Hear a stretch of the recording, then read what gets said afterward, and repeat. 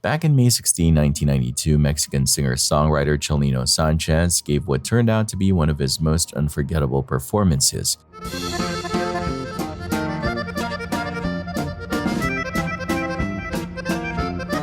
He rocked the stage with his biggest hits, and the crowd was loving every second of it. But what no one knew at the time was that this would be his final show, and it all traced back to the life Chelino had lived. See, Chelino was born in 1960 in a rough farming village in Sinaloa, Mexico, a place riddled with poverty and inequality. The wealthy and powerful pretty much did whatever they pleased, and sadly, Chelino's family felt the effects firsthand. When Chelino was just 15, a local thug named El Chapo Perez assaulted his sister. Chelino wasn't about to let that slide.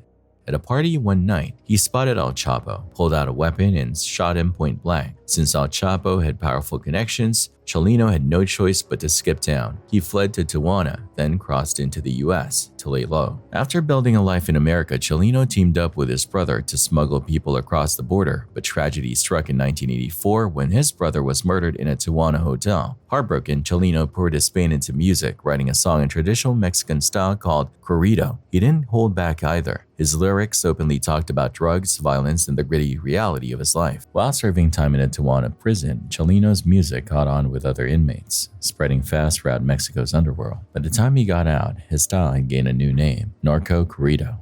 From there, Chelino's fame exploded, and by 1991, he was packing out arenas on tour. But fame couldn't erase the dangers from his past. In January 1992, during one of his concerts, a man stormed the stage with a weapon. Instead of running, Chelino drew his own weapon and fired back. The gunman was killed. 10 people in the crowd were injured, and Chelino himself took a bullet but survived. Sadly, his luck didn't last much longer. About 5 months later, Chelino was performing in Culiacan, Mexico, giving what would be remembered as one of his best and last performances. Mid-show, someone handed him a note. In the footage, you can actually see Chelino read it, freeze up, and start sweating. He stares out into the crowd, visibly shaken, before pushing through the rest of his set. Before leaving the stage, Chelino made a point to say a heartfelt goodbye to his fans and friends, almost like he knew what was coming. Later that night, he was kidnapped and executed with a bullet to the back of his head. The chilling part? That note he read basically told him, "We're going to kill you after the show." Tragically, Chelino knew it wasn't an empty threat, and that performance we all saw, he knew it would be his last. To this day, no one really knows who was behind his murder, and it's unlikely the truth will ever come out. Caught on camera, footage obtained by Cleveland.com and the Plain Dealer shows 2 young suspects targeting a 61-year-old woman in a shocking carjacking incident.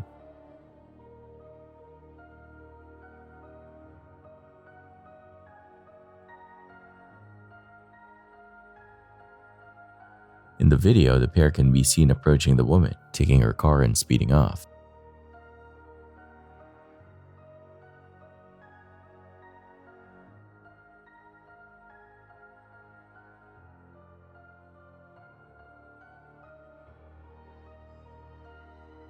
But things didn't stop there. One of the teens was later seen behind the wheel of the stolen vehicle, attempting to run down 2 young girls.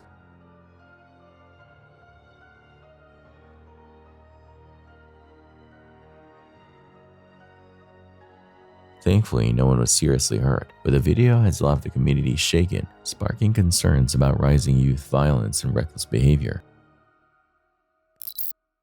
Just in case you forgot how dangerous cars can be, here's a chilling reminder. Surveillance footage from Los Angeles captured a tragic hit-and-run accident in Kuka Park. A 40-year-old man was crossing a busy street, not at a crosswalk, but still trying to make his way safely across. Sadly, just as he was nearly to the other side, a car whipped around the corner and struck him, launching him several car lengths down the road. The driver didn't even hit the brakes, they just kept going. Tragically, the man didn't survive the impact. As of the latest reports, LAPD is still searching for the person behind the wheel. Back in May 12, 2015, a woman named Connie was going about her morning when she heard what sounded like gunshots coming from her neighbor's house in Sand Lake, Michigan. Since her neighbor, 46-year-old Marty Durham, was known to hunt in the area, she didn't think much of it at first. Later that day, Connie's husband, Keith, mentioned that Marty hadn't been answering his phone or texts, After work, Connie decided to check things out. The Durham house was quiet, doors locked, so she figured they weren't home and went back. But after a whole day with no word from either Marty or his wife Glenna, Connie got worried. She went back to the house and this time noticed the door was unlocked. Stepping inside, she found the living room in complete disarray. It looked like someone had broken in, but what she found next was far worse. In the master bedroom, Connie discovered both Marty and Glenna on the floor, covered in blood. Horrified, she ran outside and called for help. Emergency responders rushed to the scene and declared both of them dead, or so they thought. About an hour later, a police officer on site noticed Glenna seemed to be breathing. He rushed over and to his shock, she opened her eyes and sat up, despite a bullet wound behind her ear. Glenna somehow survived. Marty, however, wasn't as lucky. He had been shot 5 times and didn't make it. Investigators soon found a Ruger revolver under the living room couch along with some cartridges and a bullet in the couple's bed. At first it seemed like a robbery gone horribly wrong, but with no clear suspects, the police started digging deeper, and what they found was chilling. Turns out, 2 days before Marty's body was found, Glenna had texted her mom saying "love you," was sorry. Even more suspicious, right after that text, Glenna's phone accessed a webpage about the exact type of revolver that was found in the house. On top of that, investigators uncovered letters Glenna had written to her kids, sounding a lot like goodbye notes. When Glenna was finally well enough to talk, she denied everything: the gun search, the letters, and even remembering what happened that day. Despite all this, there still wasn't enough solid evidence to arrest her. But then, out of all things, a talking parrot helped crack the case wide open.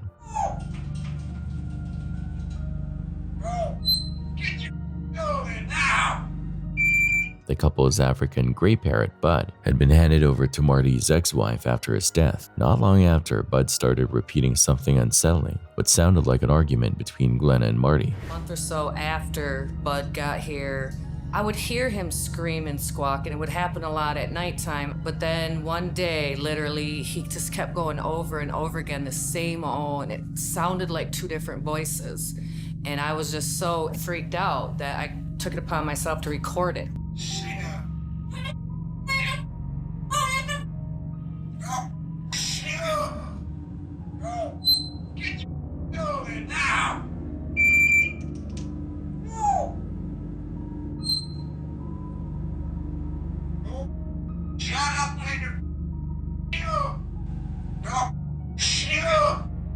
While Bud's testimony couldn't be used in court, it gave investigators the push they needed to dig deeper. When they tested the weapon for DNA, guess whose DNA was all over it?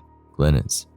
Turns out, Marty had been selling his prescription meds to make ends meet after a car accident left him on disability. He trusted Glenna to handle the money, but instead she gambled a huge chunk of it away, all while telling Marty she was paying off their mortgage. When Marty finally found out the truth, he was furious, and foreclosure on the house was looming. Rather than face the fallout, Glenna staged the whole thing to look like a robbery and even try to end her own life. In June 2016, Glenna was arrested and later sentenced to life in prison for Marty's murder, all while Bud the parrot kept squawking the grim truth. Watch this seriously disturbing CCTV footage. It's the last time we see this little 3-year-old girl, Lexi, alive. Her own mom, Louise Porton, who was like a part-time model, killed her. The video shows Porton bringing Lexi into their house in Rugby. Just hours later, she suffocated her. Then, like not even 3 weeks later, she does the same thing to her baby, Scarlett, who was only 16 months old. Apparently, she killed them because they were messing with her side hustle, which was basically being a sex worker. Then she stops at a gas station, fills up her car, and Scarlett's in the back, either dead or dying. This woman, Porton, was making money by hooking up with guys she met online and sending them dirty pictures and videos. And today, they found her guilty of murdering both her kids. In Saudi Arabia, using your phone while driving is blamed for around 78% of road accidents, and sadly, 2 young men became part of that statistic. In 2017, the pair had been filming themselves on Snapchat just moments before they were tragically killed in a head-on crash.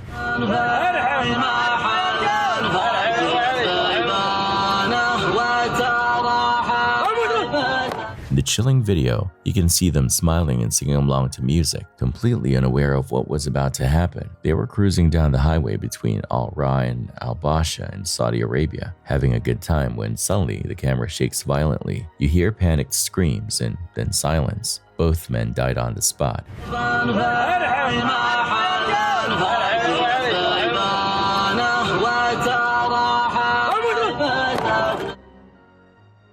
That haunting video now serves as a grim reminder. Keep your eyes on the road. No snap or selfie is worth your life.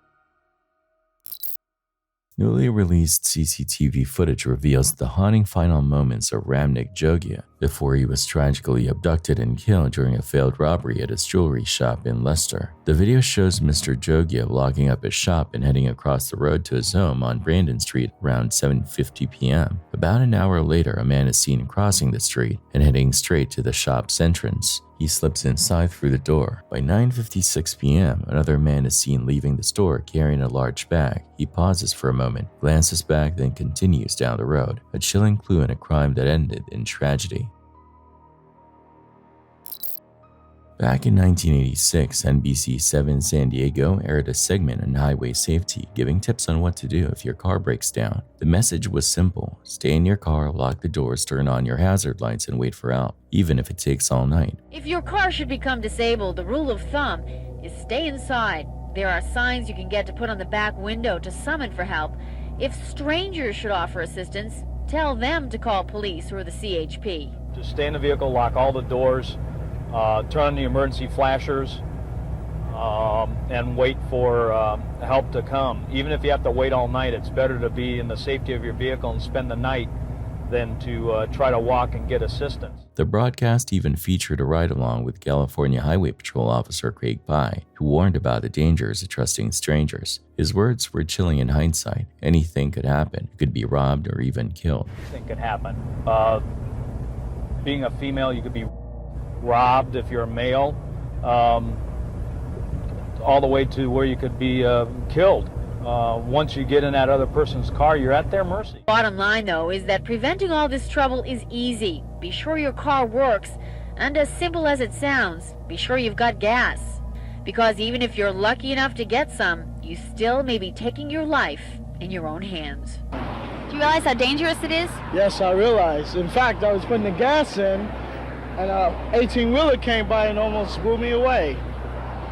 Truthfully. At the time, this seemed like just another public service announcement, but in reality, it was a response to a horrifying crime that had just shaken the city. 2 days before the broadcast, on December 27, 20-year-old Kara Knott, an honor student at San Diego State University, vanished without a trace. She had spent Christmas with her family and then stayed at her boyfriend Wayne Bautista's house for a couple of days, helping him recover from the flu. Around 8 p.m. on the 27th, she called her dad, Sam, to let him know she was on her way home, a drive that should have taken 30 minutes. But 2 hours passed and she never showed. By 1 a.m., her worried father got up and told his wife, "I'm gonna find Kara." He drove straight to Wayne's house, hoping she was still there, but Wayne said she had left right after making that call. The family and Wayne then retraced the route she would have taken home, searching for any sign of her, but there was nothing. She had simply disappeared.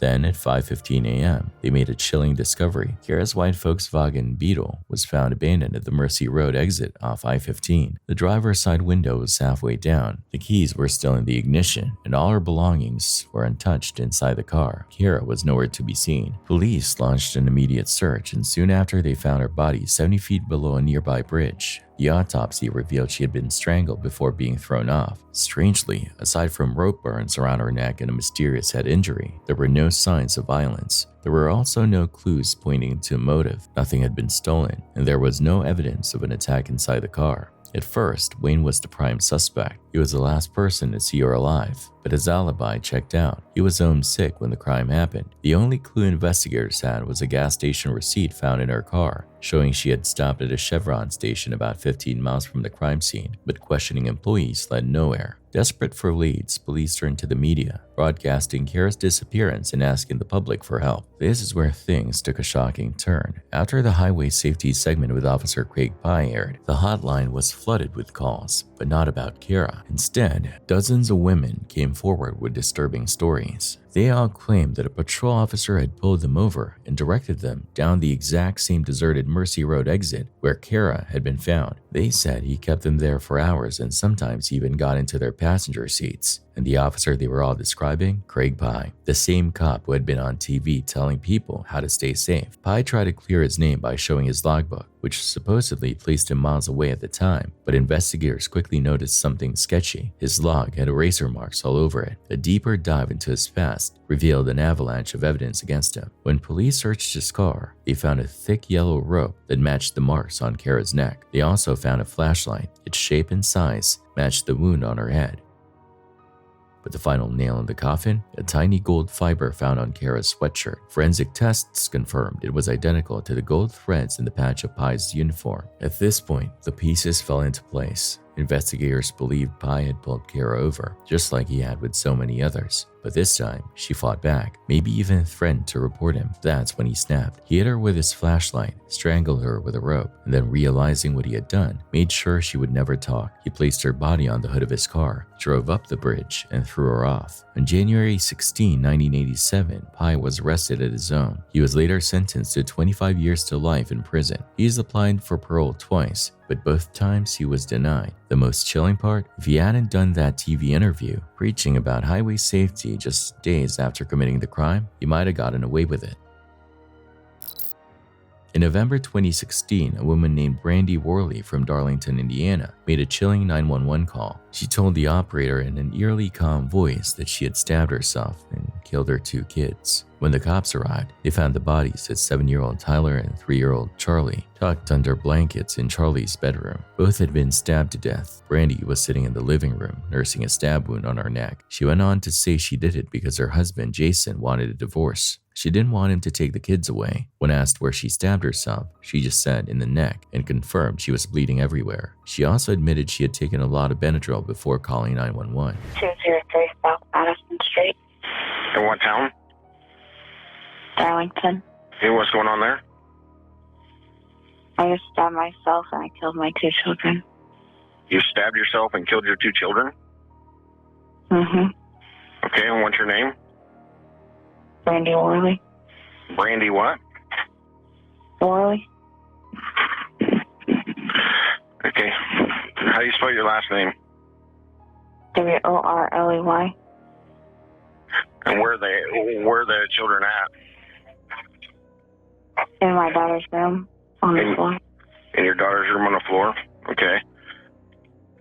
And what caused you to do this today? My husband wanted a divorce and wanted to take my kid. I won't let him have my kid. Okay, and how old are your children? 7 and 3. 10 and 3? 7. 7 and 3?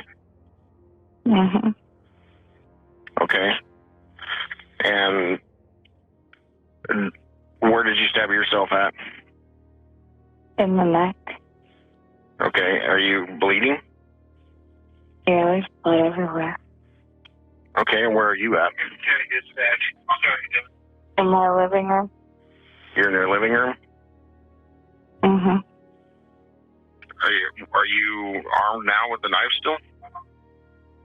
No, it's in my children's room. Okay, are you still there? Hello? Yeah. Okay, where's your husband at? Downstairs somewhere. Okay, what's his condition? I don't know. I haven't talked to him. And when you say downstairs, is he in a basement or? Yeah. Okay, what's his name? Jason. Nathan? Jason. Jason? Jason Worley? Yeah. Okay. And do you have any other weapons with you? Yeah, no. No? Okay. And what are you feeling right now?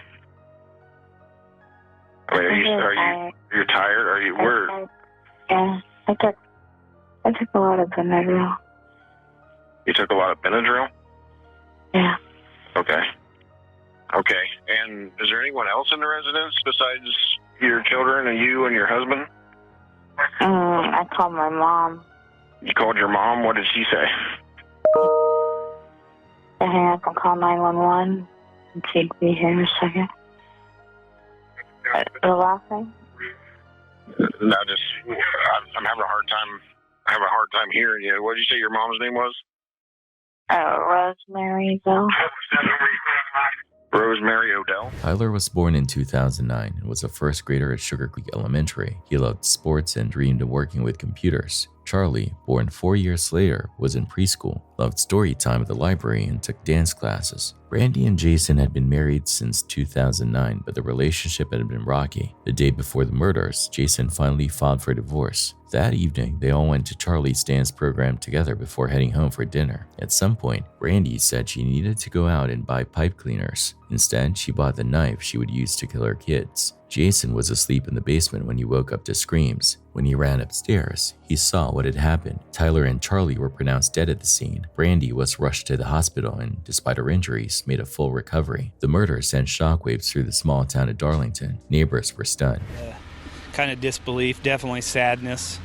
It's not something that you, it's definitely not something you hear happening in Darlington. I looked down the street and I just seen all the cop cars, so I knew something was wrong. The Montgomery County Sheriff held a press conference, refusing to release too many details, saying they didn't want to jeopardize the investigation. Additional details of this crime will be released until the investigation is complete, as to not jeopardize the integrity of the investigation. I can't imagine the pain and the grief that these families are experiencing this morning.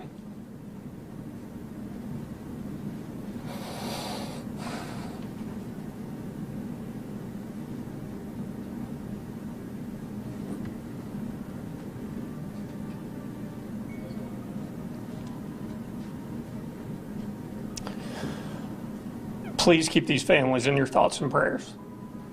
I'll be happy to answer any questions I can.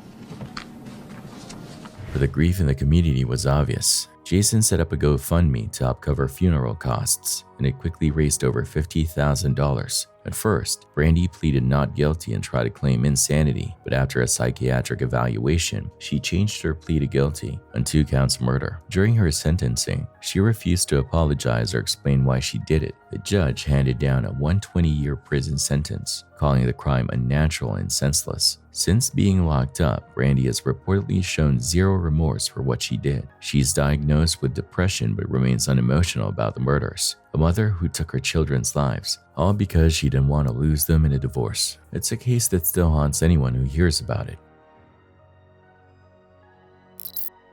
Prosecutors say Laken Riley fought for her life for a brutal 18 minutes before her skull was crushed by an illegal migrant, an attack that sent shockwaves through the country and became a major flashpoint in the presidential election. Riley, a 22-year-old nursing student, was found murdered on the University of Georgia campus on February 22, after her friend reported she hadn't come back from her morning run. On the first day of the trial, prosecutors laid out their case against 26-year-old Jose Ibarra, an illegal migrant with ties to the violent Venezuelan Tren de Aragua gang. They claim Ibarra attacked Riley, attempting to sexually assault her, and when she fought back, he smashed her skull to silence her. They asked him about scratch marks on his arms. I noticed on his right bicep there was a scratch.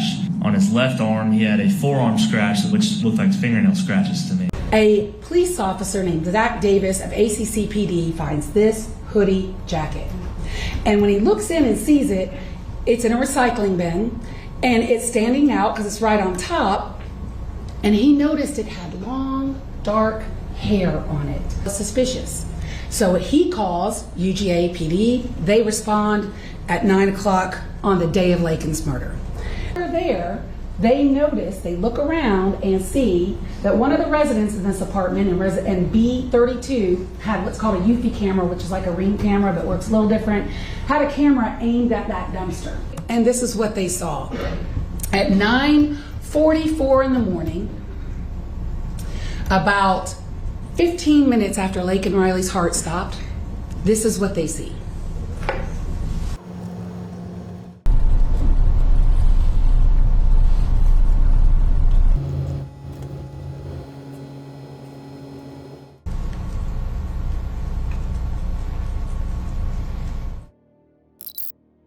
Taylor Shabusiness, a 25-year-old woman, made headlines not just for her gruesome crime but also for her shocking courtroom behavior. After being charged with the brutal murder of her 24-year-old boyfriend Shad Therian, she requested a competency hearing to determine if she was fit to stand trial. The case began in February 23, 2022 with a disturbing 911 call. A man, barely able to process what he had seen, reported that his girlfriend had found the severed head of her son in their basement. County Public Safety, how may I help you?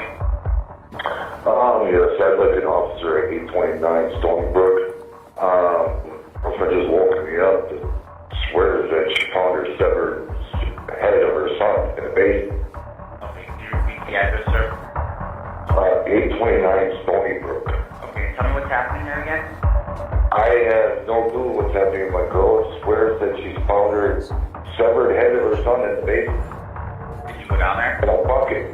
I went down, I can't tell what. Part of my language, I'm kind of freaked out. Officers in Green Bay, Wisconsin arrived at the scene shortly after 2 a.m., where they discovered a human head inside a bucket. Nearby, a blood-soaked mattress and pillow, along with a metal chain used in the killing, confirmed the gruesome reality of the crime.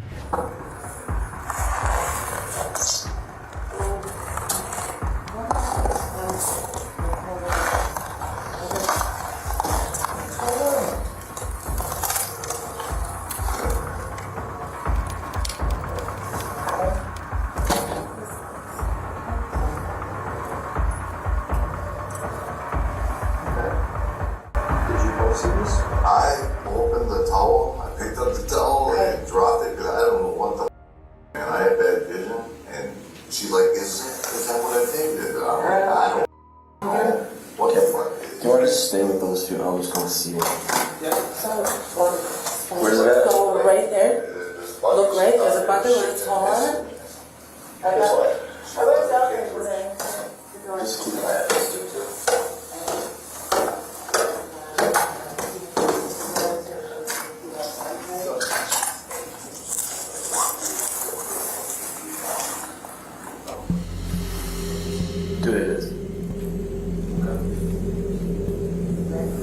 Authorities quickly identified Taylor as a suspect, and it didn't take long to locate her. Nothing. Hey. Is this blood? Does this look like blood to you? Or am I just tripping? Bloody footprint? You see this right here? Could possibly be blood.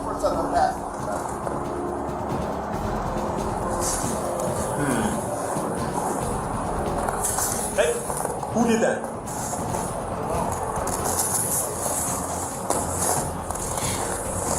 Hi, Taylor, how's it going?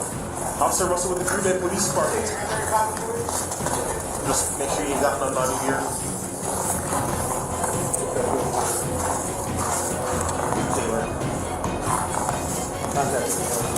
Taylor, you have one more for you. You have one more for your wrist. Just put your hands behind your back quick. Anybody else in your apartment? You got blood on your hands here too. No, on your hands. Okay, yeah, we're gonna have to. What apartment is it? What apartment are you in? Do you have an Adam 3 come up? You got somebody to get up here. On the double. Which apartment? One is what they came back to.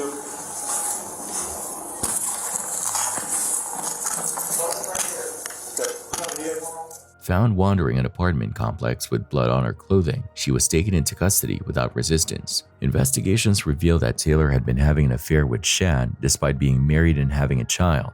On the night of the murder, the couple had been consuming meth and prescription drugs while engaging in intimate activity in the basement of Shad's mother's house. At some point, Taylor wrapped a metal chain around his neck and began choking him. Shad struggled, his face turning purple as he coughed up blood. Eventually, he stopped breathing. You are a day. I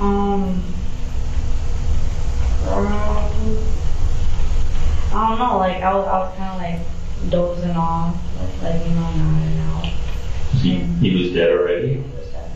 Was his head still on? No, I took that off. That was the first thing I took off. Okay. I wanted the head. What about the rest of his body? I didn't even take it. And then the rest of his body, it's Like all the fucking, I don't even know what it is. It's in a big blue container, you know? And it's big. Container? It's like a big Tupperware. It's not a Tupperware, but it's a Tupperware container. Like a big storage code? Yeah, one of those. And then, So that's where the body parts are in? Or I thought they were in a black bag. they are. What followed was even more horrifying. After killing him, Taylor proceeded to decapitate the body, placing Shad's head in a bucket. She then removed his organs, scattered body parts throughout the house, and even took a shower with some of them, showing no apparent remorse. She later described her actions to investigators in chilling detail, admitting to engaging in further disturbing behavior with the remains. Also, when you used the Yeah.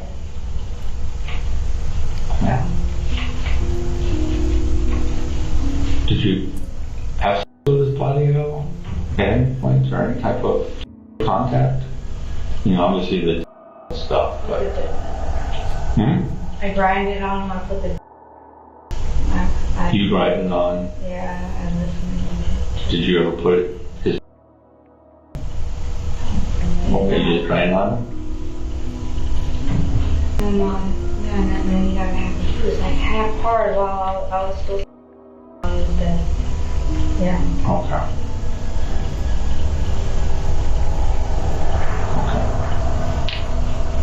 And was that part of playing with him, or? That is part of playing with him. That was part of playing with him. Did you? Actually, I was just, I was severing his head while I was doing that too with him. You were stopping Yeah. During her trial, Taylor attempted to plead not guilty by reason of insanity, but the evidence against her was overwhelming. As the proceedings unfolded, it became clear that she was losing her grip on the case. In a dramatic turn, she physically attacked her own attorney in the courtroom, reinforcing the perception of her instability. Stop it. Stop it.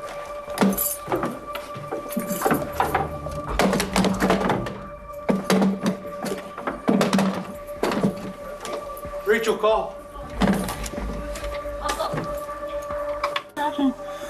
You went off on your attorney, Taylor. You went crazy on your attorney. You can't do that. You okay? Yeah. You're gonna stay here for a minute, all right? Okay. Are you able to sit up, Taylor? She can, Mom. She's gonna stay right where she's at. All right. Just relax. Catch your breath. I don't know why you called me down there. I should have stayed here where I was. Yeah, what did you need? I have no idea. Oh, sorry. Despite her attempts to shift the narrative, Taylor was convicted of first-degree intentional homicide, mutilation of a corpse, and third-degree assault. She was sentenced to life in prison without the possibility of parole, ensuring she would never walk free again. Her case remains one of the most disturbing crimes in recent history, leaving a lasting mark on those who followed its harrowing details. Juan David Ortiz, a Navy veteran and longtime Border Patrol agent, was at the center of a chilling murder spree in Laredo, Texas in 2018. Over the course of several weeks, a serial killer targeted sex workers in the area, leaving 4 women dead. The case took a turn on September 14th when one woman managed to escape his clutches, leading authorities straight to the suspect. That night, Erica Pena was inside the killer's vehicle when he pulled out a weapon and threatened her. Realizing the danger she was in, she made a daring escape, fleeing topless until she encountered a state trooper at a nearby gas station, providing a detailed description of her attacker, his vehicle, and even his name. Erica gave law enforcement the breakthrough they needed. A manhunt was launched immediately, but Ortiz was already on the move, attempting to evade capture. When officers located his vehicle, they moved in cautiously, instructing him to surrender. Despite their efforts to reason with him, Ortiz suddenly took off, disappearing into the night. That's the strip right there. He walked inside. He walked inside? Yeah. 3845. 3845. I'm with Bradshaw. Are you in contact? 10-4, bro.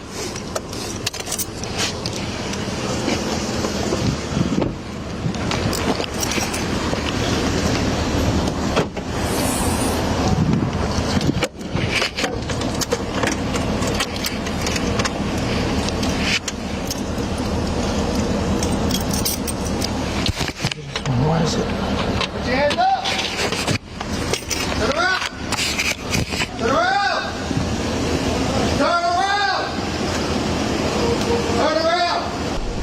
right there. Stop.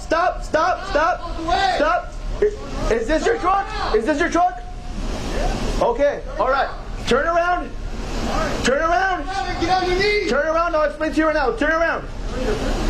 Okay, I'm going to explain to you. Okay, Bradshaw, I'm going to do the talking. All right, sir, we got a positive ID with some... This truck right here is matching with the potential, with the murders that's been happening within the past 2 weeks. We want to do an interview. We want to do some questioning. We just need for you to cooperate with us, okay? All right, fine. Make my way. Just turn around and make my way this way, okay? Turn around. Just turn around. Turn around, please. Turn around. Hey!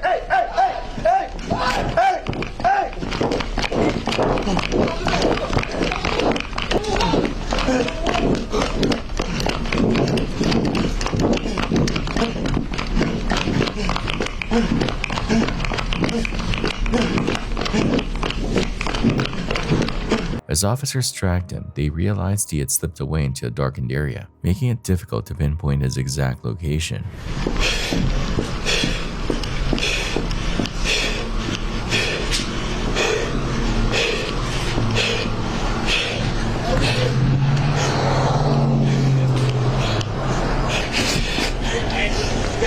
He's in here, bro.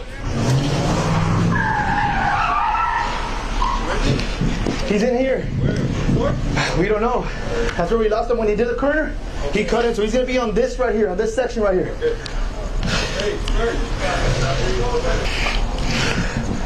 Where's the last place you saw him? Right here, on this corner right here. That's where we stopped. Wait, he made it all the way up, so he's got to be in the... 10-4, this is what I want y'all to do. I want y'all to stay right here. I'm going to go up top. I'm going to take top cover. 10-4? Yeah, let's go. All right. Somebody watch that area right. With tactical units arriving on the scene, police established a perimeter and began a systematic search. Ortiz had taken refuge inside an abandoned property, seemingly waiting for an opportunity to escape. Ortiz! Come out! State police! What's up? Check that door to your right. Some officers speculated that he was attempting suicide by cop, hoping to provoke law enforcement into a lethal confrontation. Before the chase, Ortiz had reportedly said farewell to 2 friends, an ominous sign that he was prepared for a final standoff. We pull back, grab, pull back.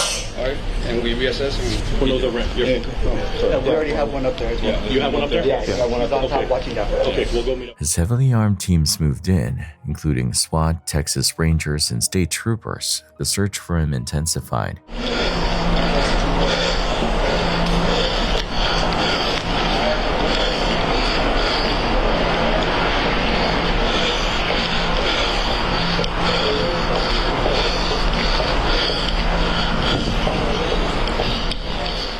Despite being considered armed and dangerous, Ortiz was eventually captured without further incident. Once in custody, he provided a taped confession detailing his crimes, yet he later pleaded not guilty to capital murder and other charges. However, the overwhelming evidence against him sealed his fate. Ortiz was found guilty and sentenced to life in prison without the possibility of parole, ensuring that he would never be able to harm another victim again.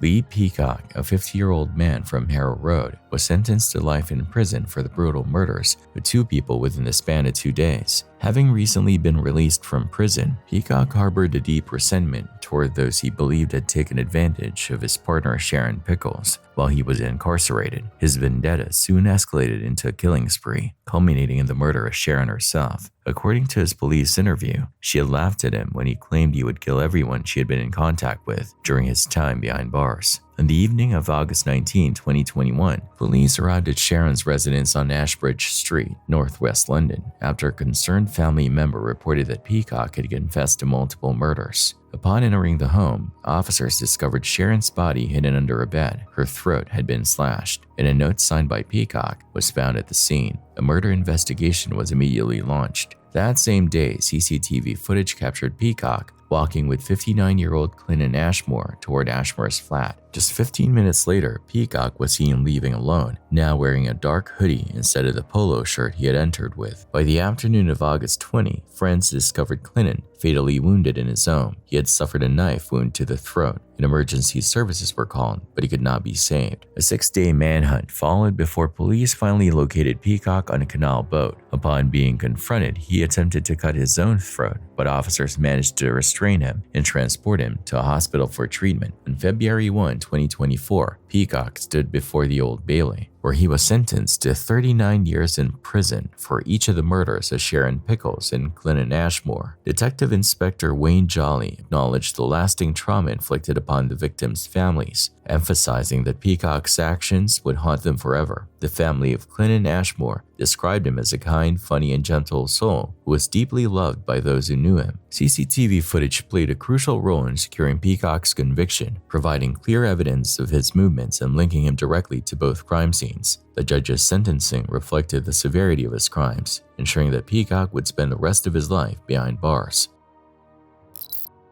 Newly released footage reveals the hours leading up to Axel Rudakubana's brutal attack on a group of young girls attending a Taylor Swift-themed dance class. The video captures Rudakubana sitting in the back of a taxi as it transports him to the dance studio in Southport. The spray shot. We cash it card, mate. Spray shot.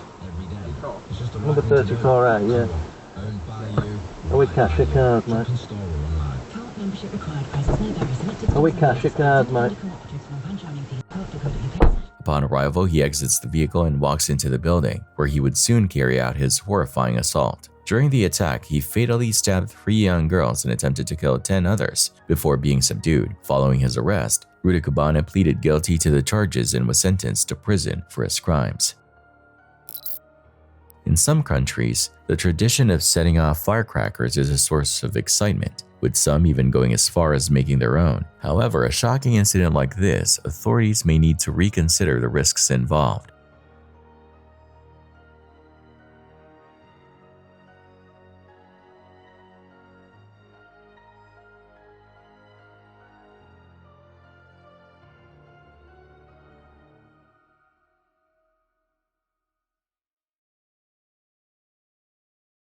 According to police reports, surveillance footage captured the moment a devastating explosion occurred when a bag of firecrackers being transported on a Honda Activa motorbike ignited after hitting a pothole. The blast had severe consequences, injuring 5 men who were standing nearby. Emergency responders arrived quickly and rushed the injured to the hospital, but tragically, 1 person did not survive. The incident served as a grim reminder of the dangers associated with these explosive devices. 18-year-old Jolie Cohen set out for a hike in the mountains of Alabama with her ex-boyfriend, unaware that it would be her last. Before tragedy struck, he captured and posted photos of her, moments before shooting her in the head and throwing her body over a cliff. Later that same day, he turned himself into the authorities. The court sentenced him to 52 years in prison for the brutal crime. While the issue of airplane stowaways has become increasingly common, one of the most haunting images of this phenomenon was captured in February 1970. Amateur photographer John Gilpin unknowingly documented 14-year-old Keith Sapsford's tragic fall from the wheel well of a Japan Airlines flight departing Sydney for Japan. Sapsford had likely hopped to reach Japan by hiding in the aircraft's undercarriage, but he would have faced sub-freezing temperatures, near-zero oxygen levels, and the deadly risk of the plane's moving parts. In a grim sense, his fall may have spared him a slower, more agonizing fate. Stowaways often come from developing countries, desperate for a better future. Yet the reality is bleak. Statistics show that only a quarter of those who attempt such perilous journeys survive. For most, the dream of a new life ends in tragedy. On October 24, 2023, Sacramento Sheriff's Deputy Marvin Morales conducted a routine stop on a suspicious suspect. During the search, he discovered meth wrapped in tin foil among the man's belongings. Morales confiscated the drug, and the suspect was cited for possession. However, just hours later, events took a shocking turn. A lot of fun out here, bro. Yeah. We got new sunglasses. Oh, yeah? So let's get a haircut.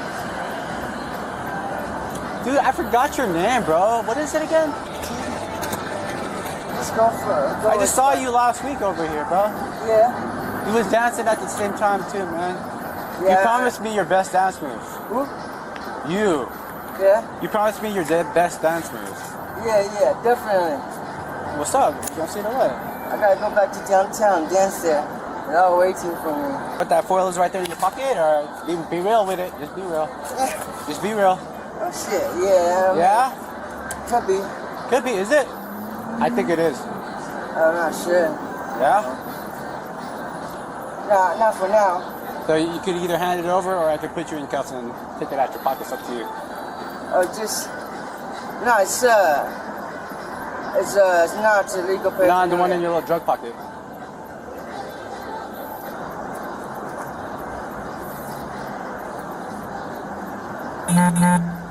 Put it over.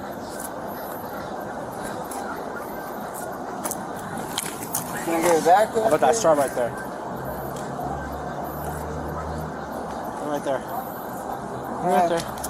You know how it goes, man.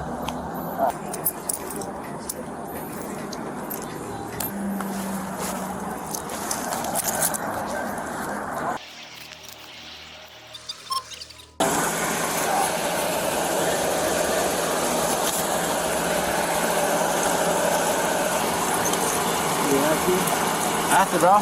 Otherwise, you're gonna be here, keep doing some shit.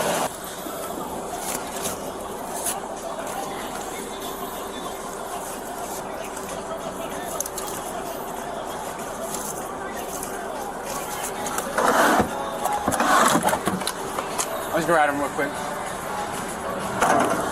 Security cameras inside the sheriff's office captured Morales walking into the restroom, where he was later found unconscious by a fellow deputy.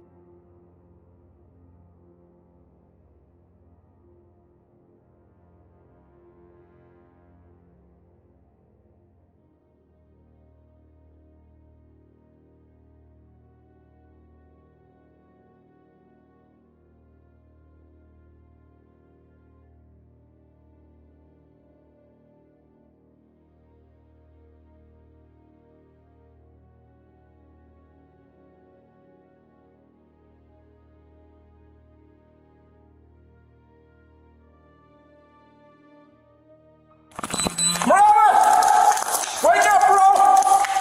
Morales!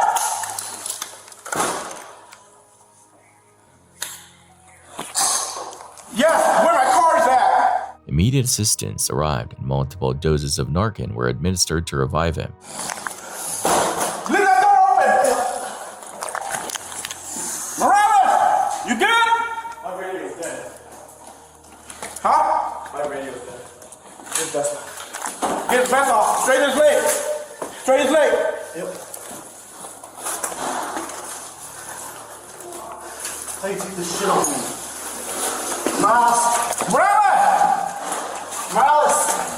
Hey, Morales! Hey, drag him out! Drag him out! Drag him out! Drag him out!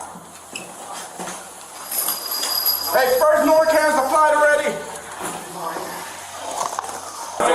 Leave that door open for fire. I got it. Put a trash can out there. Morales. Wake up, bud. Come on. I got a second one if you need it. Alright, come on. Hey, they're coming up. Alright. Cool. Come on, Marvin. I'm gonna try to wait one more time. But there's nothing in RMS. Okay. When I looked at property reports. You said foil with And a glove, right?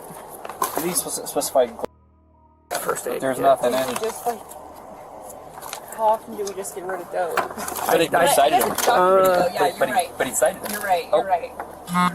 Yeah, although that might just be an old busted meth pipe because there was no mention Yeah. of a pipe in the call. Morales eventually regained consciousness at the hospital, where the full extent of his actions came to light. According to an internal report from the Sacramento Sheriff's Office, while on duty and still in uniform, Morales had intentionally smoked the confiscated drug inside the sheriff's office restroom. What he believed to be methamphetamine was in fact fentanyl. Investigators also discovered that he had used a glass pipe that he had previously obtained on the job but had falsely claimed to have discarded months earlier. Under further scrutiny, Morales admitted to taking the pipe home and smoking its residue 3 or 4 times before the incident. The department's internal investigation concluded with a recommendation to terminate Morales for dishonesty. On January 4, 2024, he was formally informed of the disciplinary action. Rather than face dismissal, Morales submitted his resignation on February 2, 2024, which was accepted the following day.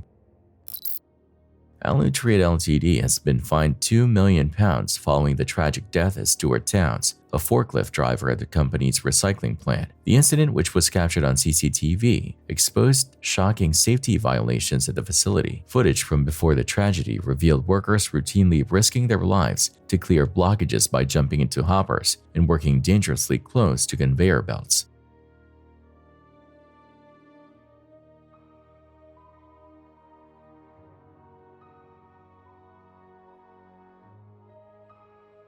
Investigators reviewing hundreds of hours of CCTV found repeated safety breaches, highlighting a widespread culture of neglect at the plant.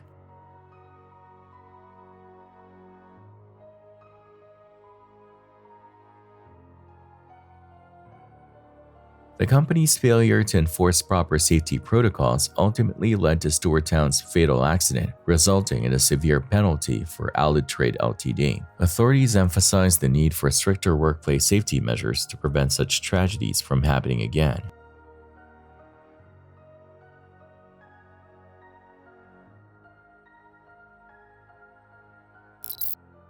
In September 2013, Tiffany Whitten was apprehended for shoplifting at Walmart. The store's security recorded the entire incident as she was escorted out of the premises. Unfortunately, this marked the last known sighting of her. Tiffany had been struggling with drug abuse, which contributed to her mother's initial lack of concern when she lost contact with her 26-year-old daughter. It wasn't until January 2014, 4 months later, that her mother finally reported her missing. The police conducted an investigation and questioned Tiffany's boyfriend, who was the last person seen with her. However, he maintains to this day that he has no knowledge of what happened to her due to the significant delay in reporting her disappearance. Regrettably, by the time the authorities were involved, any potential evidence that could have aided in finding Tiffany vanished.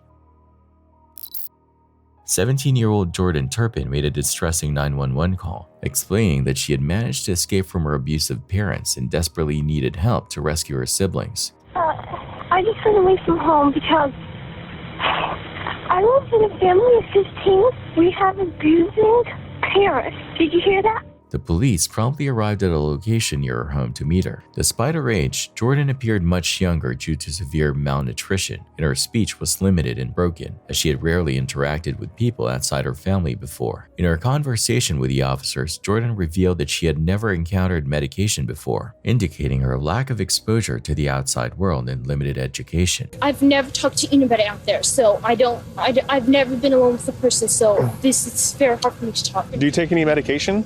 What's medication? Medication?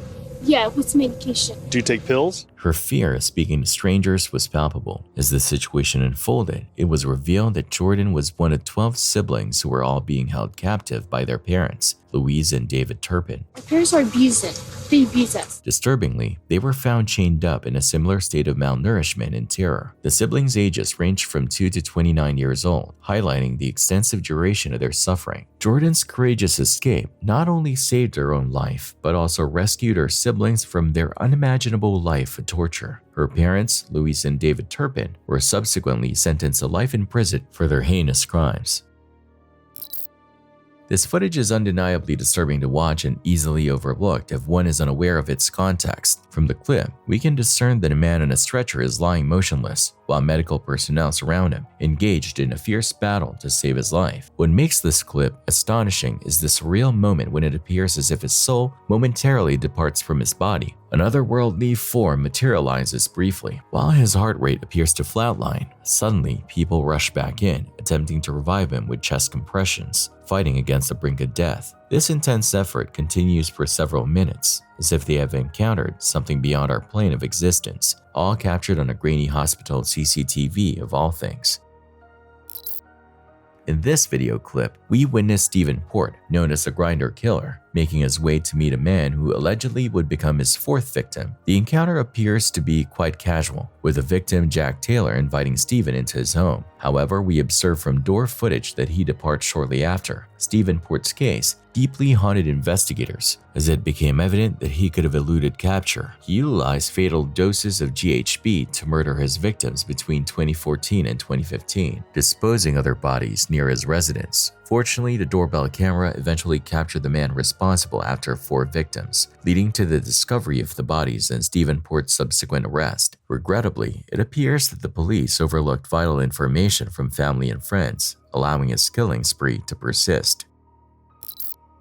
The United States was shaken by a case that revolved around the tragic fate of Gabby Petito, a young girl whose life was cut short by her boyfriend, Brian Laundrie. Disturbing footage has come to light, offering insight into the couple's tumultuous relationship. Prior to the tragic events, they had purchased a van and embarked on a journey together, visiting various national parks. The video capturing the couple's encounter was recorded by an officer's body camera, following a distress call from Gabby while they were in Moab, Utah. I want to know the truth if he actually hit you. I guess, yeah, but I hit him first. Where did he hit you? Don't worry, just be honest. He grabbed my face. Slap your face or what? Well, he grabbed me with his nail, and I guess that's why it was. I definitely have a cut right here because I could feel it. Yeah. When I touch it, it burns. In the footage, Gabby appears visibly upset, crying and trembling as she recounts the altercation she had with her boyfriend. She admitted to initiating physical contact by hitting him first, but then he retaliated by grabbing her face and digging his nails into her cheeks. Well, to be honest, I definitely hit him first. Where'd you hit him? I slapped him. You slapped him first? And then just on his face? And he gets kind of just shut up. The situation was undoubtedly unsettling to witness. Regrettably, the officers who responded to the call chose to let the couple go after speaking with them, dismissing the incident as merely a minor altercation between 2 engaged individuals who loved each other. In no way, shape, or form that I can perceive does what happened here, a little slap fight between fiancés who love each other and want to be together, can I perceive that this is going to digress into the situation where he's going to be a battered man? Right. But then again, I don't have a crystal ball. Tragically, shortly after this incident, Gabby was reported missing and Brian was nowhere to be found. Eventually, police discovered Gabby's lifeless body near Grand Teton National Park, making it evident that she had been the victim of a heinous crime. Brian Laundrie managed to evade capture for several weeks until he took his own life in October 2021. Investigators have not named Laundrie as a suspect in Petito's death. As for the city of Moab, they say they have no comment right now on this additional video, guys, or on the status of their investigation into that incident. The case garnered widespread attention and exposed the complexities and challenges faced by law enforcement in dealing with domestic violence incidents. It serves as a haunting reminder of the need for greater vigilance and awareness to protect those in vulnerable situations. Zachary Latham, like many other teenagers, believed that a single video could make him famous. His breakthrough came in April 2020 when he recorded his neighbor Catherine Durham near their home in Vinland, New Jersey. Mr. Durham was unhappy with Zachary's driving, and though they tried to warn him, Zachary captured the encounter on video and referred to Mrs. Durham as a Karen. What are you gonna do, Karen? That's not my name, so get my name straight. You okay, Karen? This video quickly gained popularity, amassing around 3 million views and attracting over 40,000 new followers to Zachary's TikTok page. Instead of fading away, the situation escalated as Zachary continued to record and share confrontation with his neighbors. In one of the videos, he brandished a weapon, making the situation even more concerning. This series of videos showcased the deep discord between the parties involved and led to a tragic event on May 4th, 2020. And that day, 17-year-old Gage Durham was riding his bike out of his driveway when Zachary drove up behind him. According to the Durhams, Zachary swerved his vehicle toward Gage, who jumped off his bike and onto the curb for safety. In response to this incident, the Durham family decided to confront Zachary. Gage's father, William Durham Sr., arrived in his pickup truck, and together they went to Zachary's driveway. Zachary, accompanied by a few friends, stood his ground with a stun gun and a knife. As the confrontation escalated, William Durham Sr. was stabbed twice, once in the back and once under his arm, and tragically he passed away later in the hospital. Zachary Latham was charged with murder, but pleaded not guilty, arguing that he acted in self-defense to protect himself and his friends, fearing for their safety. Not guilty. The jury found him not guilty, leading to his acquittal. On the other hand, the Durhams were found guilty of trespassing and assault. I promise you, you better back up because you're not going to like what's coming out. I promise you. No. This series of events highlights the serious consequences that can arise from escalating conflicts and confrontations, especially when weapons are involved. It serves as a tragic reminder of the importance of de-escalating tense situations and seeking peaceful resolutions. Lars Mitting, a 28-year-old German tourist, embarked on a vacation to Bulgaria with his friends in 2014. Their destination, the Golden Sands, was renowned for its affordable party scene in Europe. However, their trip took an unexpected turn when Mitting got entangled in a violent brawl over a sports team debate during their one-week stay, suffering severe injuries from the altercation, including a suspected ruptured eardrum. Doctors advised him against immediate air travel due to potential complications from air pressure changes. Consequently, he had to wait in Bulgaria for his ear to heal. During this time, Mitting made a distressing call to his mother back in Germany, claiming that he was being stalked and felt perpetually unsafe. Seeking medical clearance to fly back home, he visited the on-site clinic at the airport. While the doctor initially perceived him as calm, Mitting abruptly panicked and bolted from the airport when someone entered the clinic. Startling surveillance footage revealed him leaving behind his belongings, sprinting away from the building at top speed. The mystery surrounding Mitting's sudden fear and paranoia raises questions about whether he was genuinely being followed or experiencing a paranoid delusion. Some speculate that strong antibiotics prescribed for his ruptured eardrum may have induced hallucinations, leading him to believe he was being pursued. Others suggest that his attackers from the Golden Sands may have been seeking a final confrontation. Despite considerable interest in the case, Lars Mitting remains elusive and has not come forward to shed light on the incident, leaving the events of over 5 years ago shrouded in uncertainty. If he is still alive, his whereabouts and the true explanation behind his actions remain undisclosed. While this footage might not have been captured on CCTV, it comes close enough as it shows body cam footage capturing the moments when police enter the confessed killer's residence. So, sir, you're Robert? Okay. The police are there to search for the man's girlfriend, who appears to be missing. Well, that's the reason that we're here. I think we're here.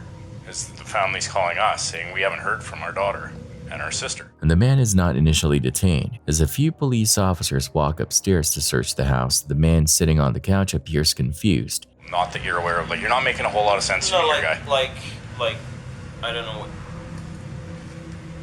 what. Sorry, I'm still getting my bearing. He claims that he had a fight with his girlfriend a few weeks ago and hasn't heard from her since. I don't know, like 3 weeks ago, we got into a tizzy. She threw a bunch of my stuff out, food, stuff like that. However, none of the officers seem to believe his story, which later proves to be accurate when he confesses to the murder. At the moment of the footage, he seems to be making up stories on the spot. Unfortunately, the clip does not show the point of his arrest, as the footage cuts out when other officers come back downstairs, and the one filming leaves to make a call. I'm gonna go make a call to mom. Nevertheless, this footage was used as evidence in the trial to demonstrate that his response was inconsistent with that of a concerned boyfriend.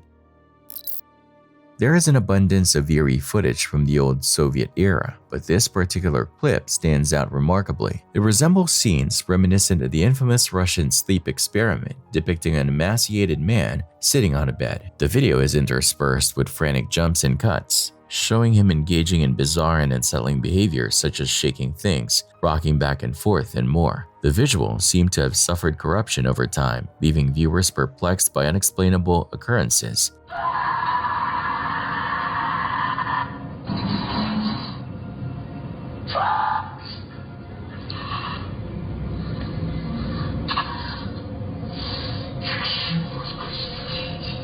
Suddenly, the focus shifts to the man's face, revealing a disturbingly inhuman appearance, before the screen turns white momentarily. In the next frame, the man appears to be floating midair, as if suspended by an unknown force, and then the clip abruptly ends. Killers are inherently detached from the gravity of their actions, often unaware of the profound consequences of taking someone's life or even recognizing the moral wrongness of their deeds. In the video clips, Neil Maxwell and Luke Pearson nonchalantly discussed the murder they committed against Lee Cooper, seemingly treating it as a mere task they had to accomplish. The lad who's in hospital, he's just assaulted someone in his vein. In the second clip, Maxwell appears more animated and eager to discuss the incident, expressing a sense of pride in his actions at certain moments as he vividly explains what he did. Small neighborhoods often have a reputation for keeping things hush-hush, but Hal Jr. and Rosita Donaldson couldn't conceal the truth no matter how hard they tried. I mean, shock and fear for the community. Despite their reluctance to cooperate with the police, they couldn't escape the damning evidence. Video footage surfaced linking their son, Howell Emmanuel Donaldson III, directly to a series of violent crimes.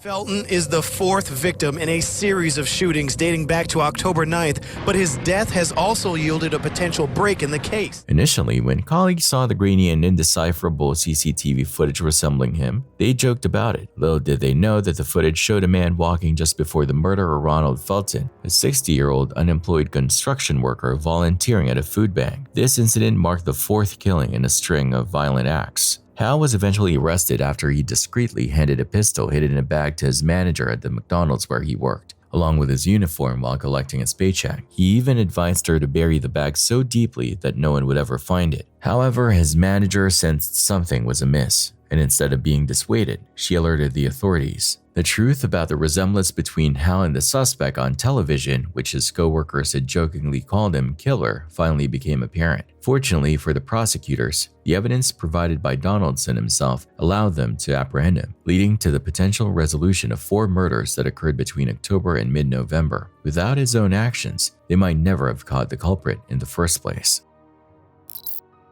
In a terrifying incident at a Southern California home, a temporary resident was caught on camera desperately trying to gain entry after his access code failed. As his frustration escalated, he began forcefully throwing himself against the door in an attempt to break it down.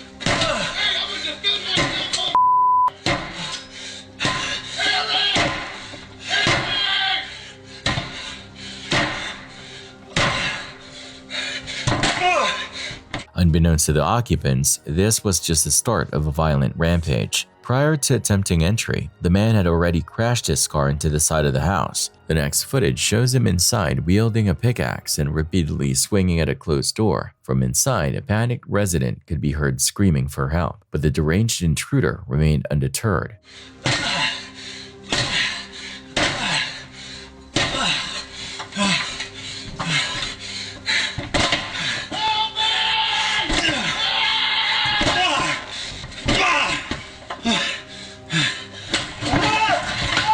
After multiple failed swings, he finally inflicted enough damage to force his way in. Fortunately, the resident managed to subdue the exhausted attacker just long enough for authorities to arrive. While no one was physically harmed, aside from the damaged doors, it was a clear case of a mental health crisis spiraling out of control.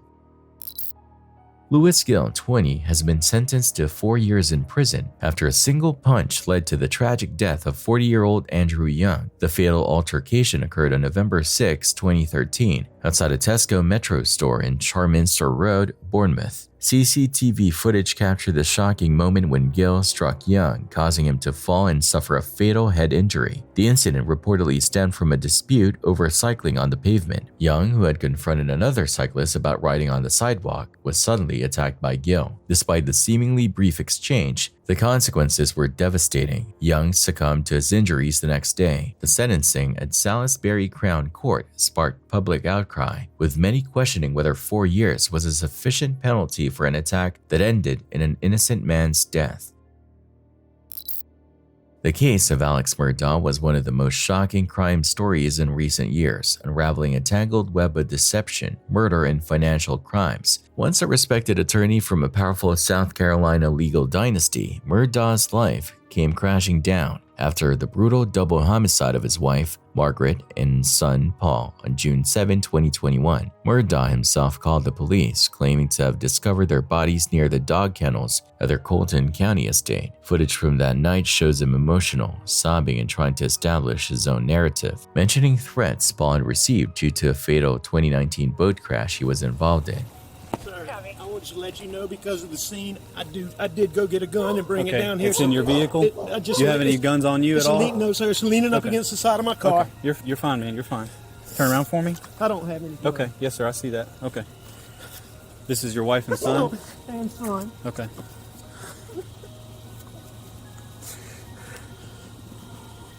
It's bad. It's bad. Check the pulses. Yes, sir.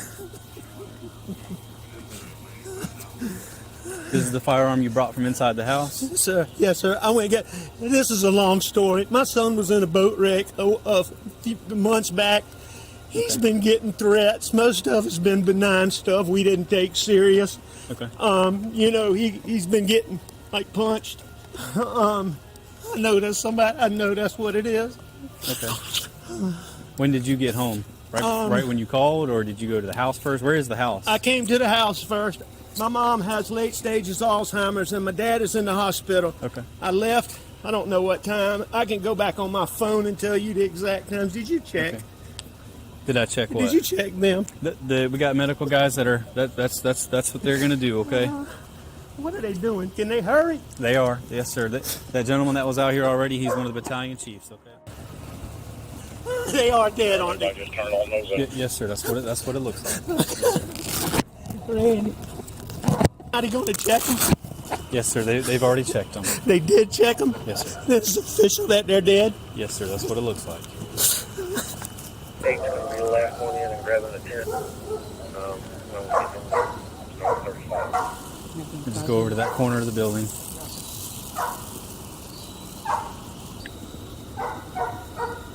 I see quite a few tire tracks in here. Were any of these you going in and out? No, I came in here and I left one time and I came back. Okay. But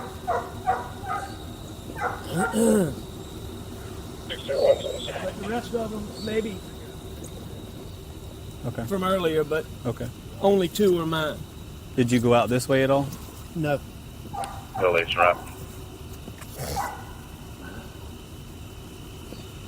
How did you pull up? You from back there? I went to the house and they weren't home, which was odd. I tried to call. Okay. And then I knew they had been down here before I left to go to my mom's. Okay. And so that is loaded. Okay. You might want to unload it. But I mean. Is this the only firearm with you? This is the only one, or is there any more in the truck? I believe that's it. You think that's the only one? Okay. I'm 99%. Do you normally sure have any other firearms in your vehicle? I don't, but occasionally there's a pistol in there. When was the last time you were here with them, or talked to them, or anything like that?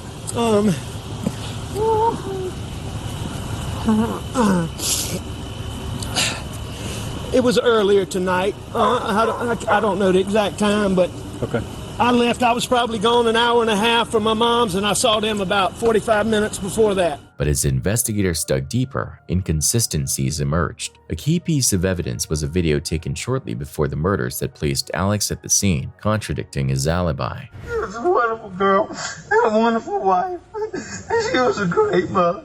Murdaugh at times seeming to break down, laying out what he was doing that night. I actually fell asleep on the couch. Okay. And what time did you?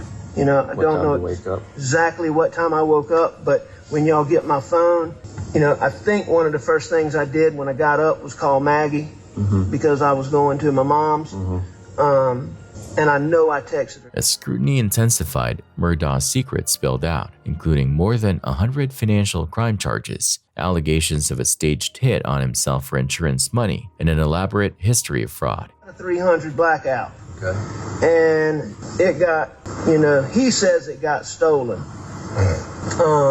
you know, and it's been gone for some time. I wasn't totally convinced it was stolen, you know, as opposed to lost. This is the 300 blackout rifle which I secured from the gun vault. Ultimately, a jury found him guilty of the murders, sentencing him to life in prison without parole. His fall from grace remains one of the most dramatic in true crime history.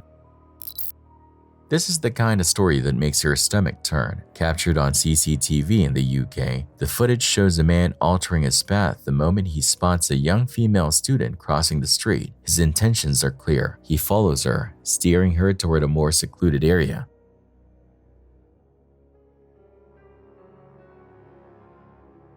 His motive? He later claimed he'd been rejected by women on his night out, as if that somehow justified his violent actions. The attack was brutal, the kind of assault that haunts victims for years. But thankfully, this young woman survived. Even better, justice was served. The attacker was sentenced to 12 years in prison. It's a terrifying reminder that these dangers are real, and while people call it every woman's nightmare, it should be everyone's nightmare, because we all have mothers, sisters, daughters, and friends who deserve to be safe.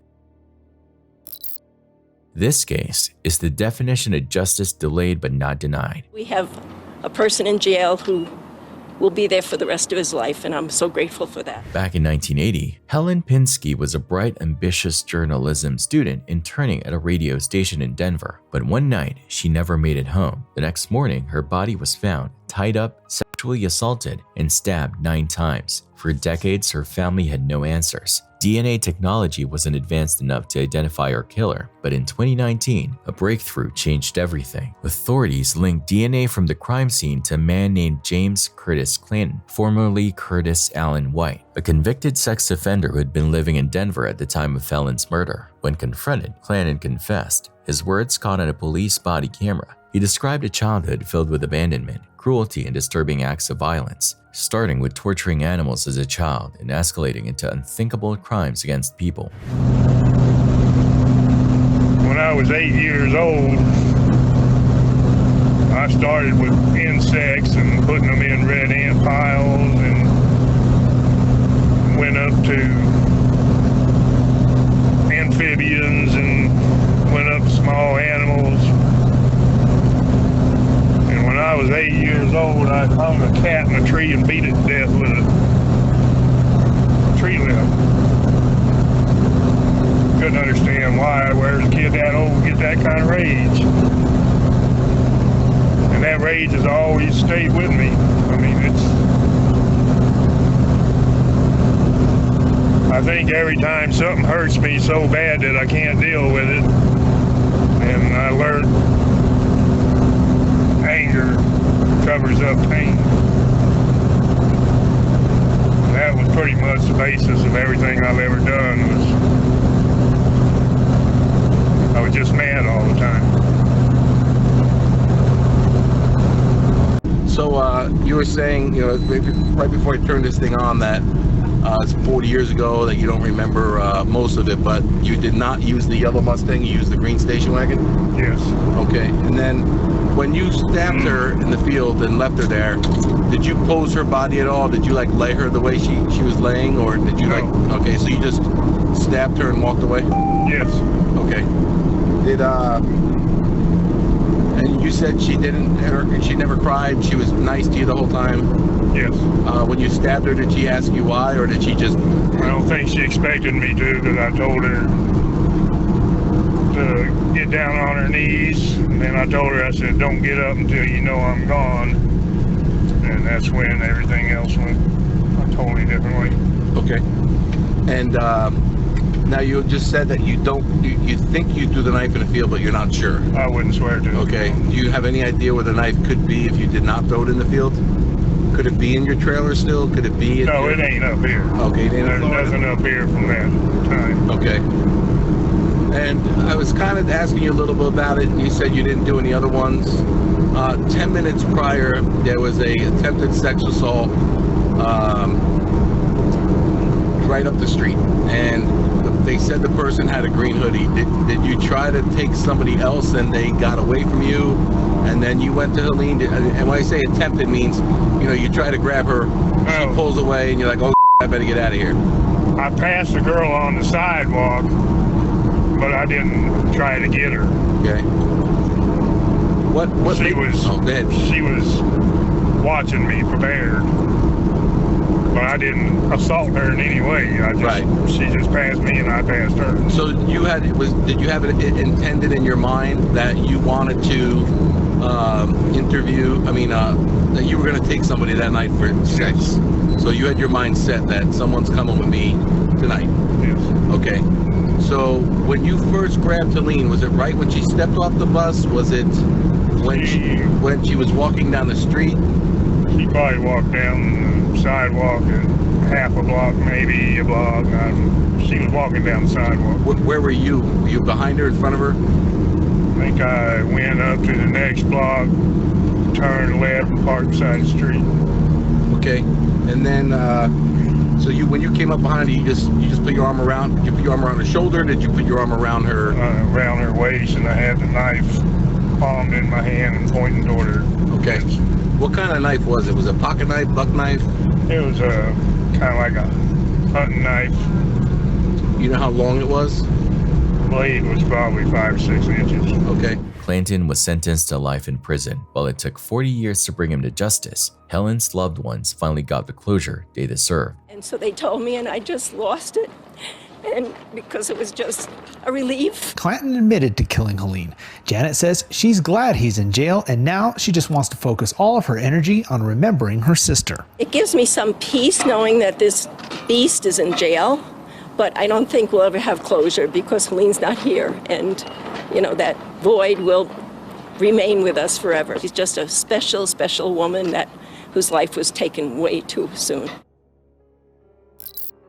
Jamaica, with its golden beaches, infectious reggae beats, and endless tropical drinks, seemed like the perfect getaway for 53-year-old Timothy Southern from Lichfield, Staffordshire. In May 2022, he arrived at the Royal Decameron Club Caribbean in St. Lucia with his family, ready to embrace the island's laid-back charm. His days were spent lounging under the sun, swimming in the crystal-clear ocean, and enjoying local cuisine, while his nights came alive with laughter, music, and an assortment of colorful cocktails. But one particular evening, caught up in the vacation excitement, Timothy joined 2 fellow guests in a drinking challenge. A daring attempt to consume all 21 cocktails on the bar's menu in one sitting. Having already knocked back several brandies and beers earlier, common sense might suggest he call it a night, but the thrill of the challenge was too tempting to resist. The drinks kept coming, the energy in the air was electric, and the crowd cheered him on. Though not known for heavy drinking, Timothy went all in, but after his 12th cocktail, the effects of alcohol, heat, and excitement began catching up to him. Feeling dizzy and unsteady, he finally decided to bow out, said his goodbyes, and headed back to his room, the world around him swaying. Or was it just the alcohol? His family, unaware of just how much he had consumed, assumed he was just tired from a long, eventful day. But once inside his room, things took a terrifying turn. What started as simple dizziness quickly spiraled into a full-blown medical crisis. His stomach churned, nausea set in, and he struggled to remain conscious. In a frantic effort to ease his discomfort, he tried to induce vomiting, but soon found himself in serious distress. A family member, sensing something was terribly wrong, rushed to his side, placing him in the recovery position. Panic spread through the room as his condition worsened. His breathing became shallow, his skin turned clammy, and his family, now in a state of sheer panic, desperately pleaded for help. A nurse eventually arrived, but shockingly, no ambulance had been summoned. As time slipped away, his family begged for immediate action, but it was too late. When the nurse finally attempted chest compressions, Timothy's pulse had faded, his body lay motionless, and their worst fears became a heartbreaking reality. He was gone. The official cause of death? Acute gastroenteritis, triggered by excessive alcohol consumption, a clinical term for an unimaginable loss. A vacation meant for relaxation and joy had turned into a nightmare. His family's grief was made even worse by their frustration with the resort, believing it had failed them, not just by allowing such reckless drinking, but by delaying life-saving medical intervention. To add to their heartbreak, their travel insurance did not cover repatriation, forcing them to set up a GoFundMe campaign to bring Timothy home. A dream vacation turned tragic, a paradise lost in every sense.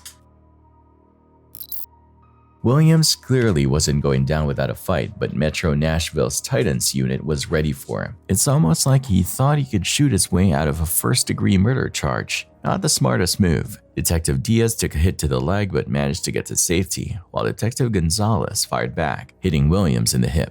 Hands up, right now.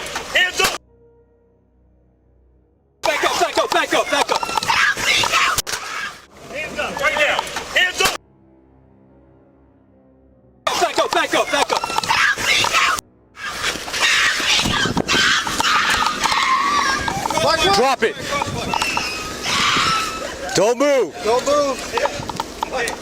We got shots fired. Suspects down. Michael, don't do it. Get a 47 rolling. Suspect down.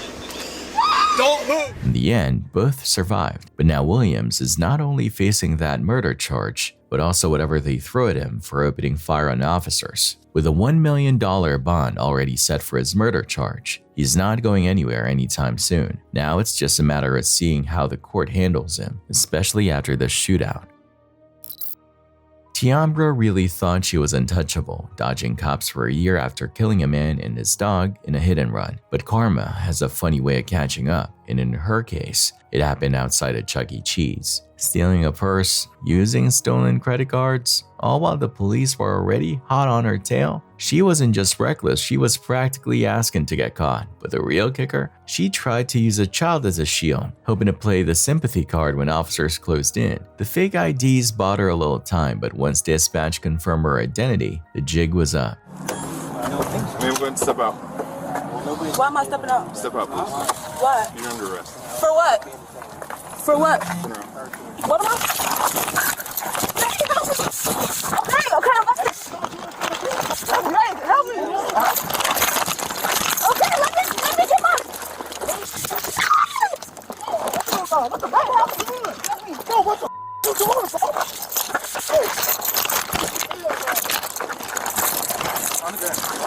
Get her.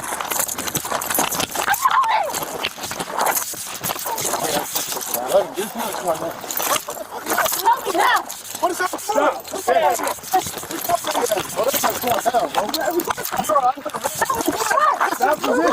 On the ground. What is on the ground? She's been with me the whole time. No, here, I got it. I got it. All right. Get on the ground. What am I going to jail for?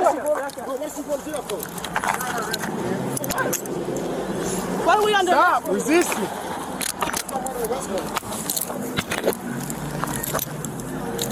Sit up,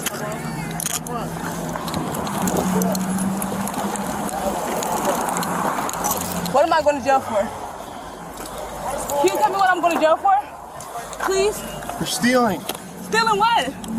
What did I steal? Chuck E. Cheese. I never stole anything. You're on camera. It's 2024. I'm not stealing anything.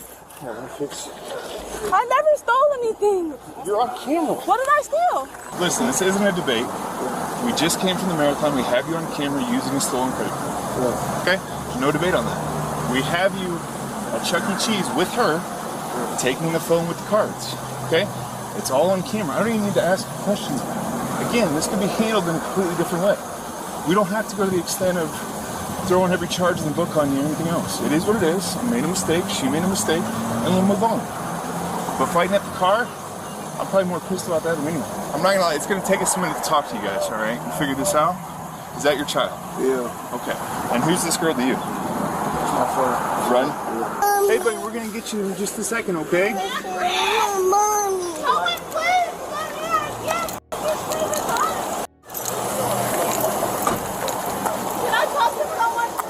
Yeah, in just a second, we're figuring out how to get this kid somewhere safe. Can you get my phone so I can call his grandma? Hey, who are you to him? I'm his mom. That's not what he said. I'm his stepmom. Can I see? Okay, so his mom's like in Chicago, you're not mom. Can I see? Are you even wife to him? Is he your girlfriend? Can I see a phone? Your step-girlfriend? Can I see a phone? No, I'm getting his phone first because he's the father. Meanwhile, her partner in crime caught with meth, drug paraphernalia, and a suspended license. These two really were a modern-day Bonnie and Clyde, except way less glamorous and way more ridiculous.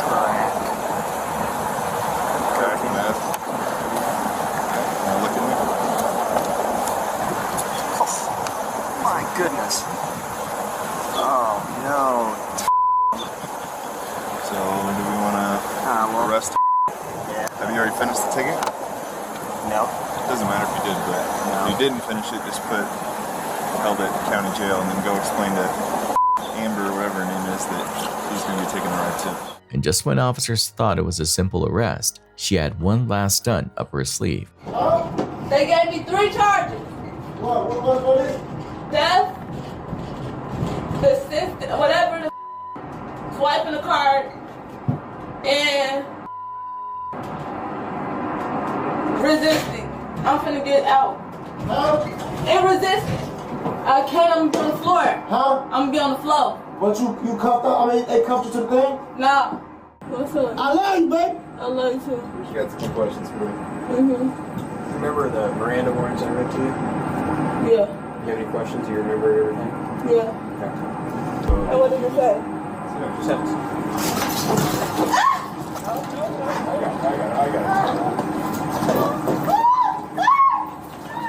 I got it. Let her go. Oh, now I'm caught in her hair. Babe! Yeah! Why are we doing this again? Can I make a call? No! Okay, then let me go. You can't cooperate with us. Now you're under arrest for obstructing justice. Okay, you guys. Come on, lock me up. I'm gone, babe. It's over. I'm finna do my time. They found that idea in your shit. I love you. I love you. I love you so much. I love you. I gotta do this though. I love you, babe. I love you. I love you. China's bystander problem has been debated for years, and this clip is a chilling reminder of why. An elderly man collapses in a store, possibly from a heart attack, and instead of rushing to help, people just walk past him. Some glance at him, some ignore him completely, and even the cashier doesn't step in. It's hard to say why no one reacted. Maybe they assumed he was drunk or just resting. But in a situation like this, every second matters. Instead of getting help, he was left there motionless, while life carried on around him. It's a heartbreaking sight, and it makes you wonder how many lives could be saved if people just took a moment to care. A birthday celebration turned into a nightmare when Kevin Allen, unable to handle the reality of his marriage ending, committed an unthinkable act of violence. Katharina Allen had already warned police about her fears, yet that day at Cracker Barrel, those fears became a tragic reality. The chilling 911 call captured her desperate plea for help as her husband circled the restaurant, waiting for his moment. Brooklyn 911, what's your emergency? I need an officer. My husband is having some problems, and my husband is like circling the restaurant we're at, and he wants to go home, but he's circling the other. Okay, I'll respond. And we're circling the building. Hold on, where are you at, ma'am?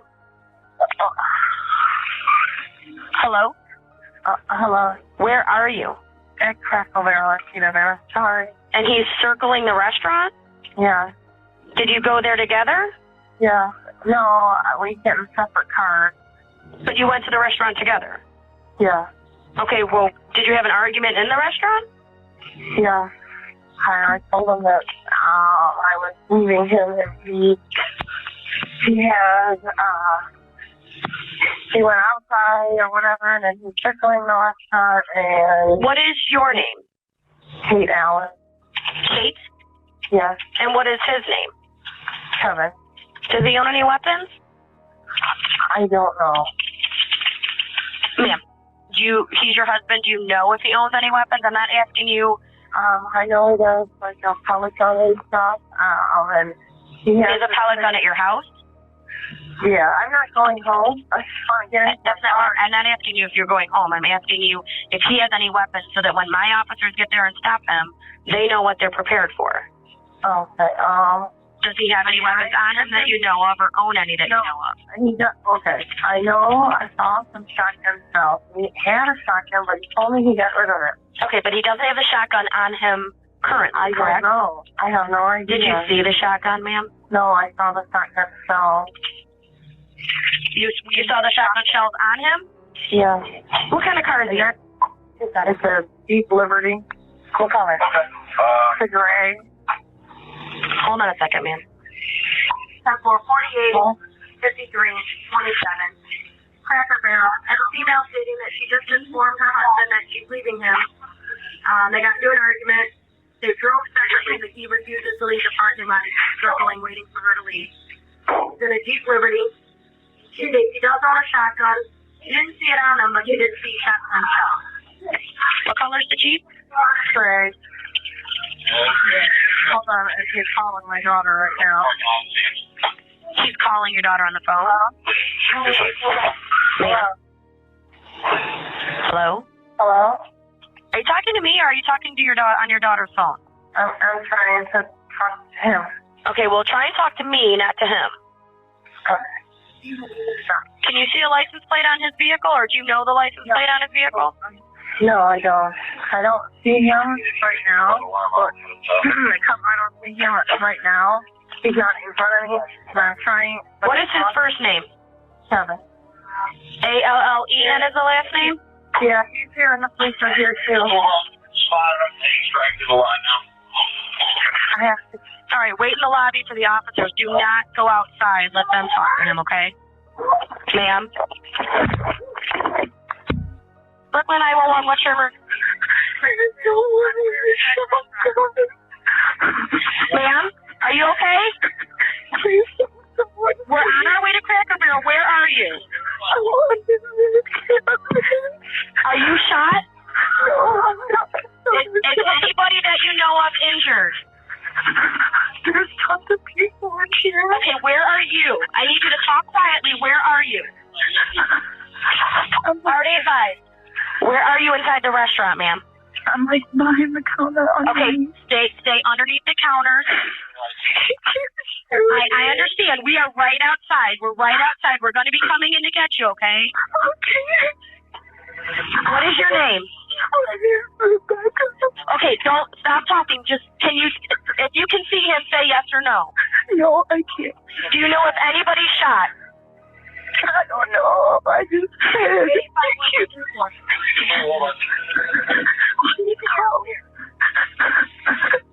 Okay, ma'am, we are right outside. I need you to calm down for me, okay? Okay. Can you see if anybody's injured from where you're at? I don't want you to shoot his kids.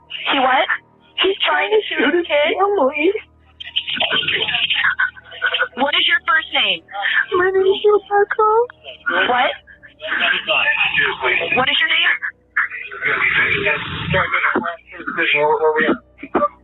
He's in the girls' bathroom. Fire, I'm not going to be able to talk to you. I have a hostage on the phone and people online. He's in the restaurant. There's people still under the counter. They don't know where he's at.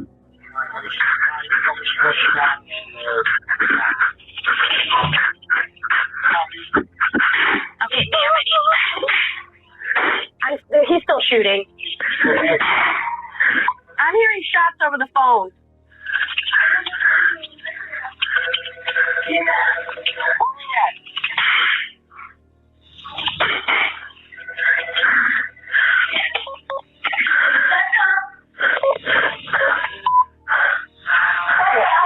What? I don't know where he's at. I'm right here. I'm over here. Yeah. Brooklyn, please, Graves. Ma'am, just stay under the counter. I'm under it. Yes, he's in the girls' bathroom. We have victims inside. Hold on. Ma'am, relax. Stop. Stay under the counter. I'm under it. Okay. Fire, I cannot copy you. I have his records. What's that? I cashed him out earlier, the same guy. I know. We were on our way to talk to him, okay? Okay. Ma'am, what is your first... Ma'am,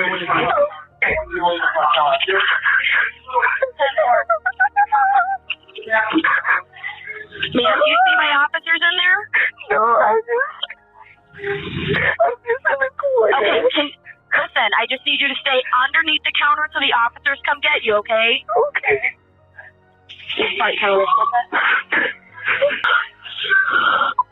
Confirm male in custody? Oh my God. Okay, ma'am, we have him, okay? Okay. Okay, I need you to stand up. The officers are on their way in, okay? Don't go anywhere from where you're at, all right? Okay. Okay. Hold on a second. Don't hang up. Okay. All right, I have one female still on the phone. She's hiding under the counter. What followed was pure horror. Kevin entered with a shotgun, targeting his family. He murdered Katharina and their daughter Carrie, who was hiding in the bathroom, before being gunned down by the police. Their other daughter Kayla fought for her life but succumbed to her injuries days later. They played watching television and they were happy children. They always laughed and giggled and danced and everything. I mean, they were happy kids. Irene says you would often find the girls outside in the yard, doing what most kids do, especially near a trampoline, and that's being kids. They got along real good. They were never fighting. They had their cats and dogs in the backyard. They loved their pets. It's heartbreaking to think that this could have been prevented. Kevin had a documented history of violence spanning decades, yet nothing stopped him from taking his family's lives. Even more tragic, Katharina's family later sued Cracker Barrel, claiming the restaurant didn't do enough to protect them. But no lawsuit could ever undo this loss. Domestic violence doesn't always stay behind closed doors. This case is a terrifying reminder that when victims speak up, they must be heard before it's too late.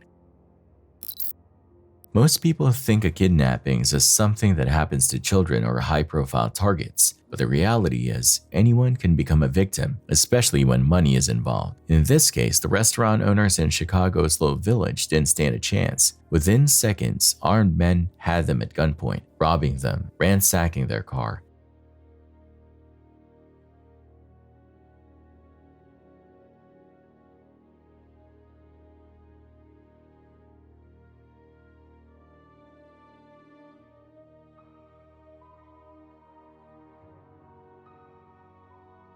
And even forcing their way into the restaurant itself.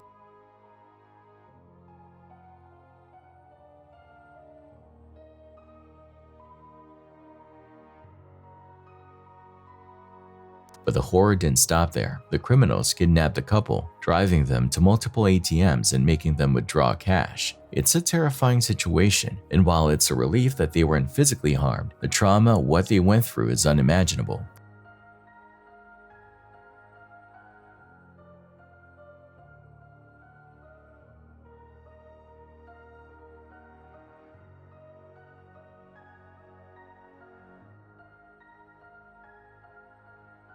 This kind of crime highlights just how ruthless and calculated these criminals can be. It also raises serious concerns about safety in places where small business owners are being targeted in broad daylight.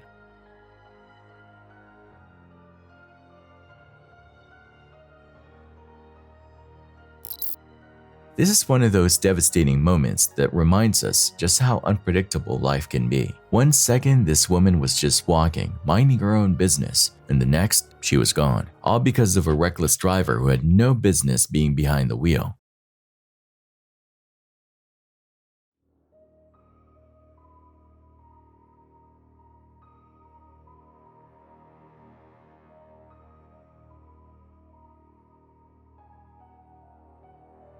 The fact that the driver was only 17 makes it even more tragic. At that age, you're supposed to be thinking about your future, not ruining lives. And instead of stopping to help, he fled the scene, probably hoping to avoid the consequences. Unfortunately, there's no undoing the damage. A life was lost, and a family is now grieving because of a careless decision. It's a sobering reminder why reckless driving is never just a mistake. It can be a death sentence for an innocent person. This tragic incident is a sobering reminder how dangerous it is to argue in the middle of a busy road. The dashcam footage captures the tense exchange between the two drivers, their tempers flaring as they stand directly in the path of oncoming traffic.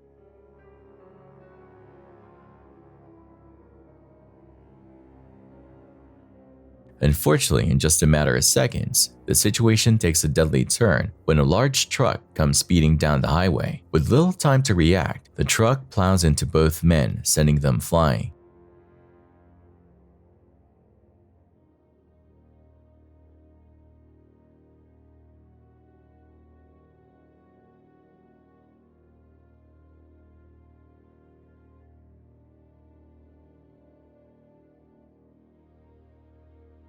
The taxi driver, though severely injured, is lucky enough to survive. However, the Infiniti driver wasn't as fortunate. He succumbed to his injuries at the scene. The big question now is, who's really at fault? Was it the truck driver for not stopping in time? Or was it the two drivers for choosing to argue in such a dangerous spot? Some might argue that the truck driver should have been more cautious, especially on a highway where sudden stops and accidents are possible. Others might say that standing in the middle of the road was reckless, and ultimately, it cost one of them their life. This case highlights the importance of staying inside your vehicle after an accident, especially on high-speed roads. If you ever find yourself in a similar situation, it's always safer to pull over to the shoulder, call the authorities, and let them handle the dispute. What do you think? Should the truck driver face consequences? Or was this just an unfortunate accident caused by poor judgment? Let us know your thoughts in the comments.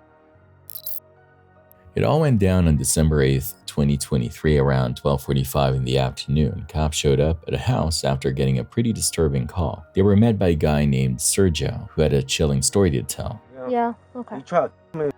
I see a knife right there. Yeah. And I grab it, and According to Sergio, his own brother, his brother Israel had just tried to kill him, and it wasn't just him in danger. He said Israel and his girlfriend Elizabeth were trying to take out their whole family, him and their parents. Earlier that same day, Sergio had already reported Elizabeth to the police. Apparently, she'd stolen money from their parents and things had been tense ever since. Sergio told officers that he was just hanging out on the front porch when he saw a white Toyota sedan, probably Corolla, pull up in the driveway. He immediately recognized it as Elizabeth's car, and from there, everything took a turn for the worse. he got mad because I make a report like twisted in my mom's car and everything. Yeah. And Liz, my girl, came and told my mom they want to burn the house and send somebody to shoot the house. Okay. And she went inside the room to check if she's there because he said, I want to go right now. Okay.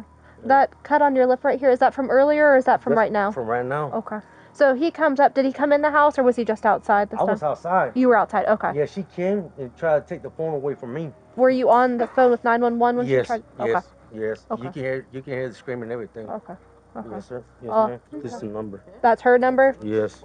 And I don't want to leave my parents by themselves. Yeah. She called my mom and said she want to come and get her.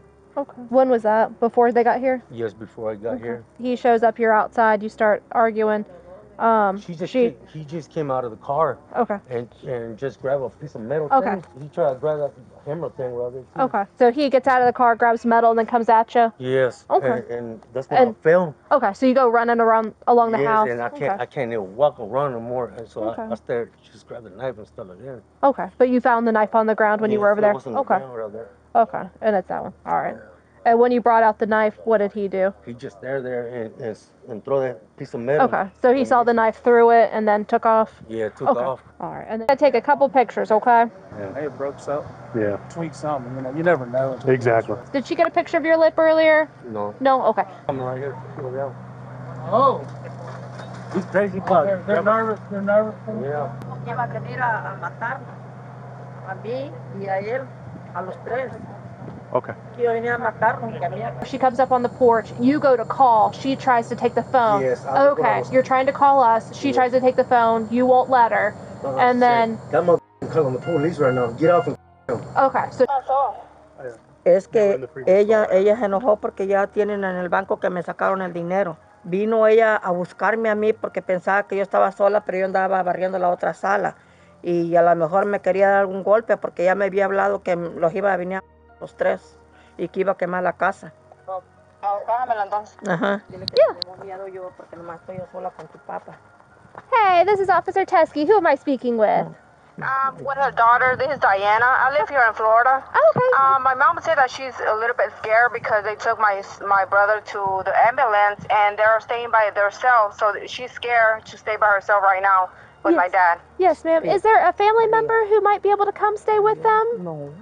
The thing is that my sisters work. Nobody's around there. Okay. They're working right now. So right now, your brother is going to the hospital. He messed up his knee, so he needs to have that looked at. A West Side unit is out with. Is it Elizabeth? They found the car, so I think they're trying to talk to them, see what's going on. By the time officers arrived, Israel and Elizabeth had already taken off, but the damage was done emotionally, physically, and within the family. What started as a fight over stolen money turned into a nightmare no one saw coming. After Sergio and his parents gave their statements, officers immediately put out an alert for Israel and Elizabeth. It didn't take long before both of them were tracked down and taken into custody. Don't call him. Maybe inside. Where, do you know where he's been today? We go to the store, maybe 10 minutes. What's your name? My name is Maria. We living here. Okay.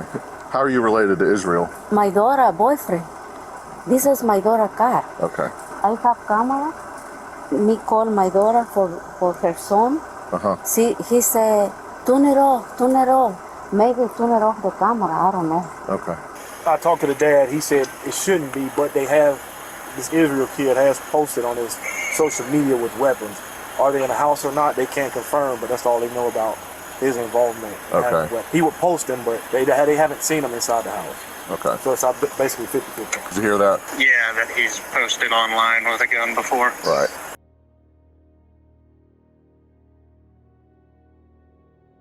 The front door with your hands up. You will not be harmed.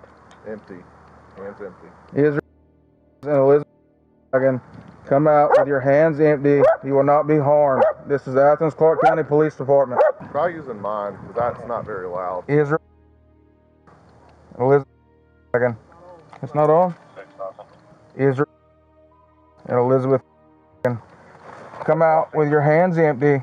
You will not be harmed. This is Athens Clark County Police Department. We don't get him. He's brother. Going after him again. What's our feud? Or This has been going on since last year. He has multiple batteries. Like, yeah, I was looking at the report history when the Bolo came out. I was like, good Lord, one after another. All right, 40's up. I see. I got one hand. We got both in there, so I might need second hand. You got hands in the back seat. I see 2 hands. Let me see your head. You'll be all right. Don't say that. All right. Come on. Can you open the door and talk to There him? we go. Go ahead. Open it all the way up. Come on. It's okay. It's okay. Come on. You can get it. There we're at. It's okay. All right.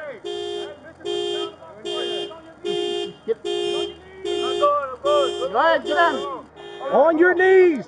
Listen. Hey. Listen to me. You just watch the car. Okay, at this point, okay? All right. Okay, give me someone to cover the car while we're covering him. Keep coming. Come on, listen. Just keep coming. Keep coming. Keep crawling. Okay? Keep crawling. Good, thank you. And we're not going to hurt you either, okay? Keep crawling. Crawl right to here. Keep on. Crawl right to here. You hear me? Now get down on your stomach. Lay down on your stomach. Superman. Bradshaw, cover him for me. You guys need to be covering the vehicle. Okay, put your hands in your back for me. Bradshaw, go to the Israel. They got the car.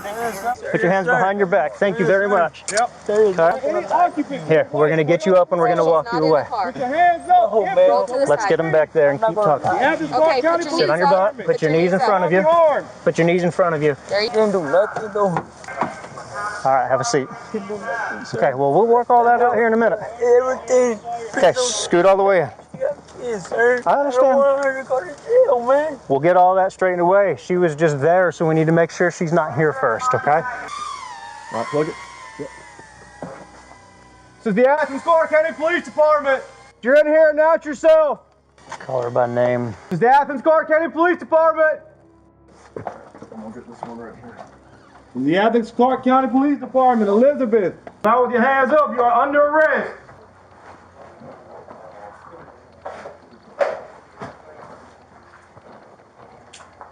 That's clear. Department, you're under arrest. Come out with your hands up and empty. Elizabeth. All right. You good, Nick? All right. Got a bedroom to the right, bedroom to the left. Hold for just a sec. Hold for just a sec. Hey, Sergeant Blair, how much more you guys got on that side? We're just finishing up a closet and we'll be out. Secondary. Under the bed clear here. I checked it. Just double checked spots that we haven't. Making sure no one's being left behind.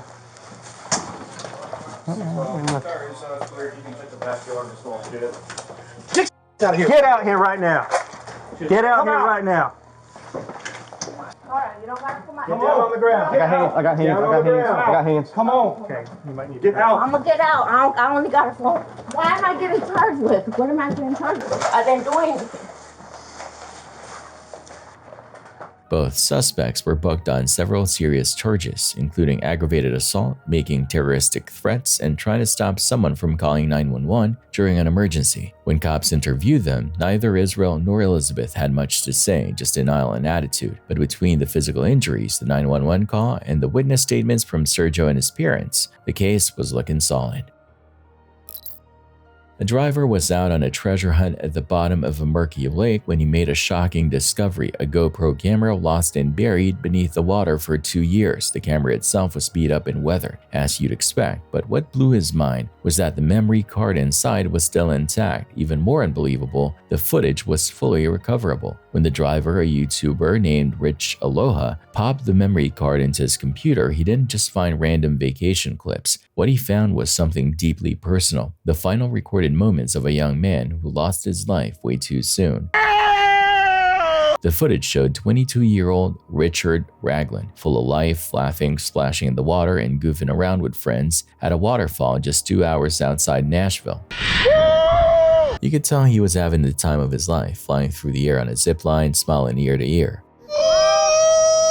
But tragically, that beautiful day ended in disaster. Richard drowned in that very lake, and his GoPro was lost with him. For 2 years, his family had no idea the camera or those moments would ever resurface. Rich Aloha had actually been tipped off by a park ranger, and somehow, against all odds, Rich found it. He watched the footage, realized exactly who it was, and reached out to Richard's family. I'd been given a tip by a state park ranger that if I found a GoPro of an African-American male from 2017, that there was a chance that it would be the guy who drowned. The reunion with the footage was incredibly emotional. For Richard's family, was like getting back a piece of him, something they never thought they'd see again. And really, how do you put into words what it means to return something like that? For Rich Aloha, who dives for lost treasures, this was hands down his most meaningful find. They were just stunned, like they were just staring at the GoPro in disbelief. You just feel like you returned something so important to them that words can't describe how it feels. As he put it, I don't think there's been a more impactful discovery. I don't think there's been a more impactful find. A memory card, a young man's last moments, and a family given something priceless. Sometimes what we lose in the water comes back with a story no one could ever expect. Who's not responsive? The girl in the middle. Yeah. You guys need to move. Move! At that very moment, a horrifying scene unfolded. An officer stepped into the room and found a young girl lying lifeless beneath her unresponsive parents. Time stopped. The silence was deafening. Though the girl was already gone, her parents, Music and Matthew, seemed completely unaware, frantically trying to save her, clinging to the belief that she could still be revived, but it was too late. What's going on? Some of the people in the home right here that aren't responding. They're not responding? So there's one that's not responding. Where at? In this one? Who's here? Sheriff's office. Yeah. What's going on? Not much. Sorry, I'm really stiff this morning. I can't sit upright. Are you guys on anything? No. No? What? No, I'm just really stiff from... What's wrong with them? He's tired, I think. Is he awake? He was awake. He moved from here over to there. He is awake. Yep. Okay. Who's not responsive? Not responsive? The girl in the middle. The girl, she's responsive. Let me see. Yeah. You guys need to move. Yes. Move. Oh, shit. You guys need to get up now. Yeah. Get up. We're getting up. Get up. We're getting up. I'm getting up. Let's go. Get up. Yes. I'm getting up. Let's go. Hurry up. Get up. I'm going. You guys need to get out. Yes, sir. Let's go. Hurry up. I'm going. Get up. Stand up. Stand up. I can't. Yes, you can. Stand up. Get up. Hurry up. You need to get up. Got it. Let's go. Get up. I'm getting up. Leave her alone. Do not touch her. Get up. Go get the other deputies now. They should be out here. Go get them. Let's go. Get up. Hey. What is it? We got a 10-7. Where? Right here. Who, kid? Move. Get up. Yes. Get up now! Get up! Get out! I don't care. Stand up. Let's go.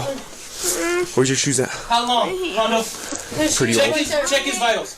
Did y'all smoke dope? Huh? No. Bend it down. Your leg hurts? Hey, send a 55 for him. Check his vitals. Did y'all smoke dope? Huh? No. Fentanyl? What is it? No, it's not fentanyl. We just fell asleep really hard. We're really sick. 55 for him. 32 Central, start at 55. Let's go. Want me to carry you? Come here. Come here. I'll carry you. Start me at 55 Central. We have a 55 en route. What's going on? Okay, we have a possible 10-7 child. Get him out here. Stand up. I'm not copying. Stand up. Come on. Give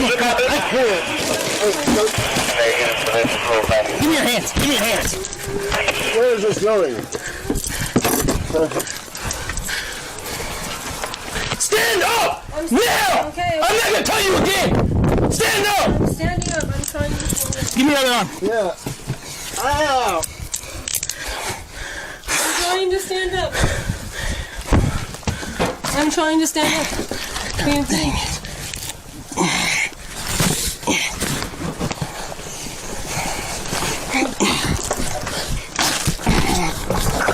So me confused. So no fentanyl? What about meth? Right, just be honest with me because I need to be able to treat your kids. Oh my yay. Your leg? Are you okay? I'm just scared. How old is your sister? Just turned 5 yesterday. She just turned 5? She's 10-7. What happened? I don't know. God damn it. I got you, baby. Come on. I got you, baby. I know. Hey, she's still alive. Hey, start CPR. She's still alive. Come on, baby. Is there anybody behind me, sir? No. Hey, we gotta meet this. Come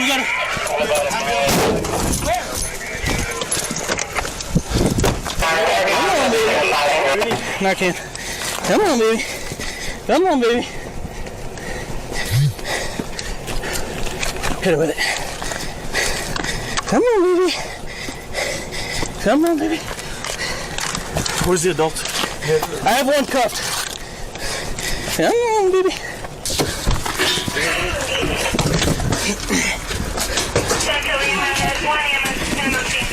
I don't know. It sounded like she was trying to gargle. I don't know. Hands, please. He was okay. He was breathing. He was moving at least.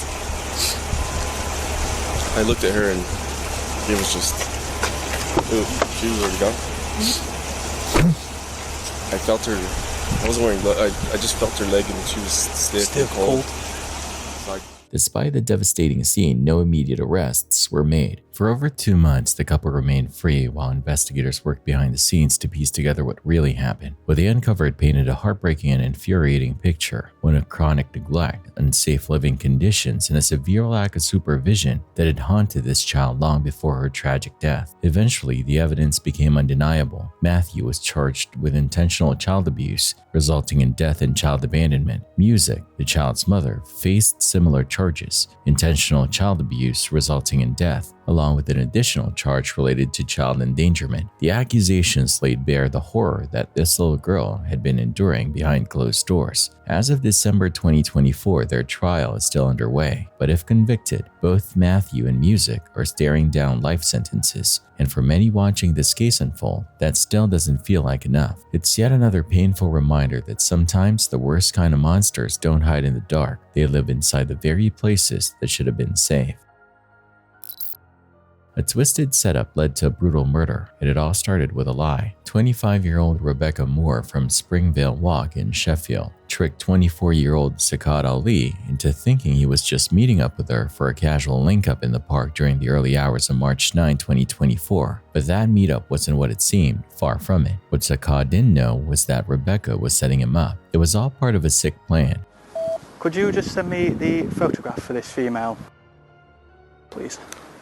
As he arrived at the park, out of the darkness came two teenagers, Barney Griffin, 18, from Dixon Drive, and Jack Douglas, just 17, from Bright Homely Lane. Both were armed with machetes. In a matter of moments, they attacked Sakat, stabbing him to death in a scene that was as sudden as it was savage. Afterward, Moore tried to lie to the police about who she was, hoping to dodge responsibility for her role in the ambush, but the truth caught up with her fast. It's not right. Yeah.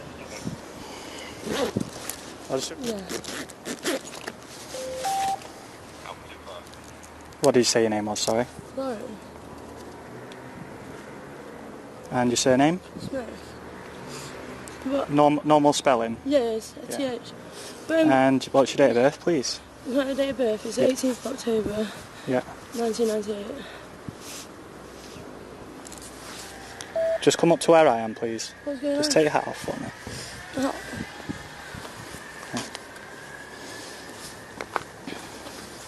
I am a chip, yeah, I know this one. Oh, I know it.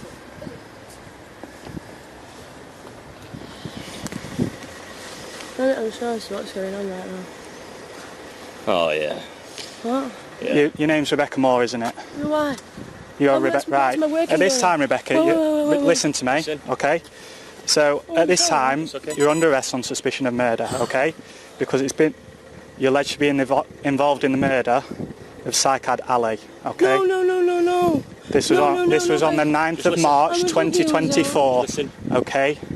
So you do not have to say anything, but it may harm your defence if you do not mention when questioned something which you later rely on in court. Anything you do say may be given in evidence, okay? Now all three are paying the price. Rebecca Moore has been handed a life sentence for her part in the murder, with a minimum term of 15 years before she can even think about parole. Barney Griffin admitted to the killing and to carrying a blade. He's been sentenced to 16 years behind bars. And Jack Douglas, though younger, played an equally deadly role. He's now facing 15 years in prison. A young man lost his life in the most senseless, violent way, all because of a carefully planned trap, and now 3 people, including 2 barely out of their teens, will spend their best years locked away for it. Thanks for watching. Stay vigilant, friends.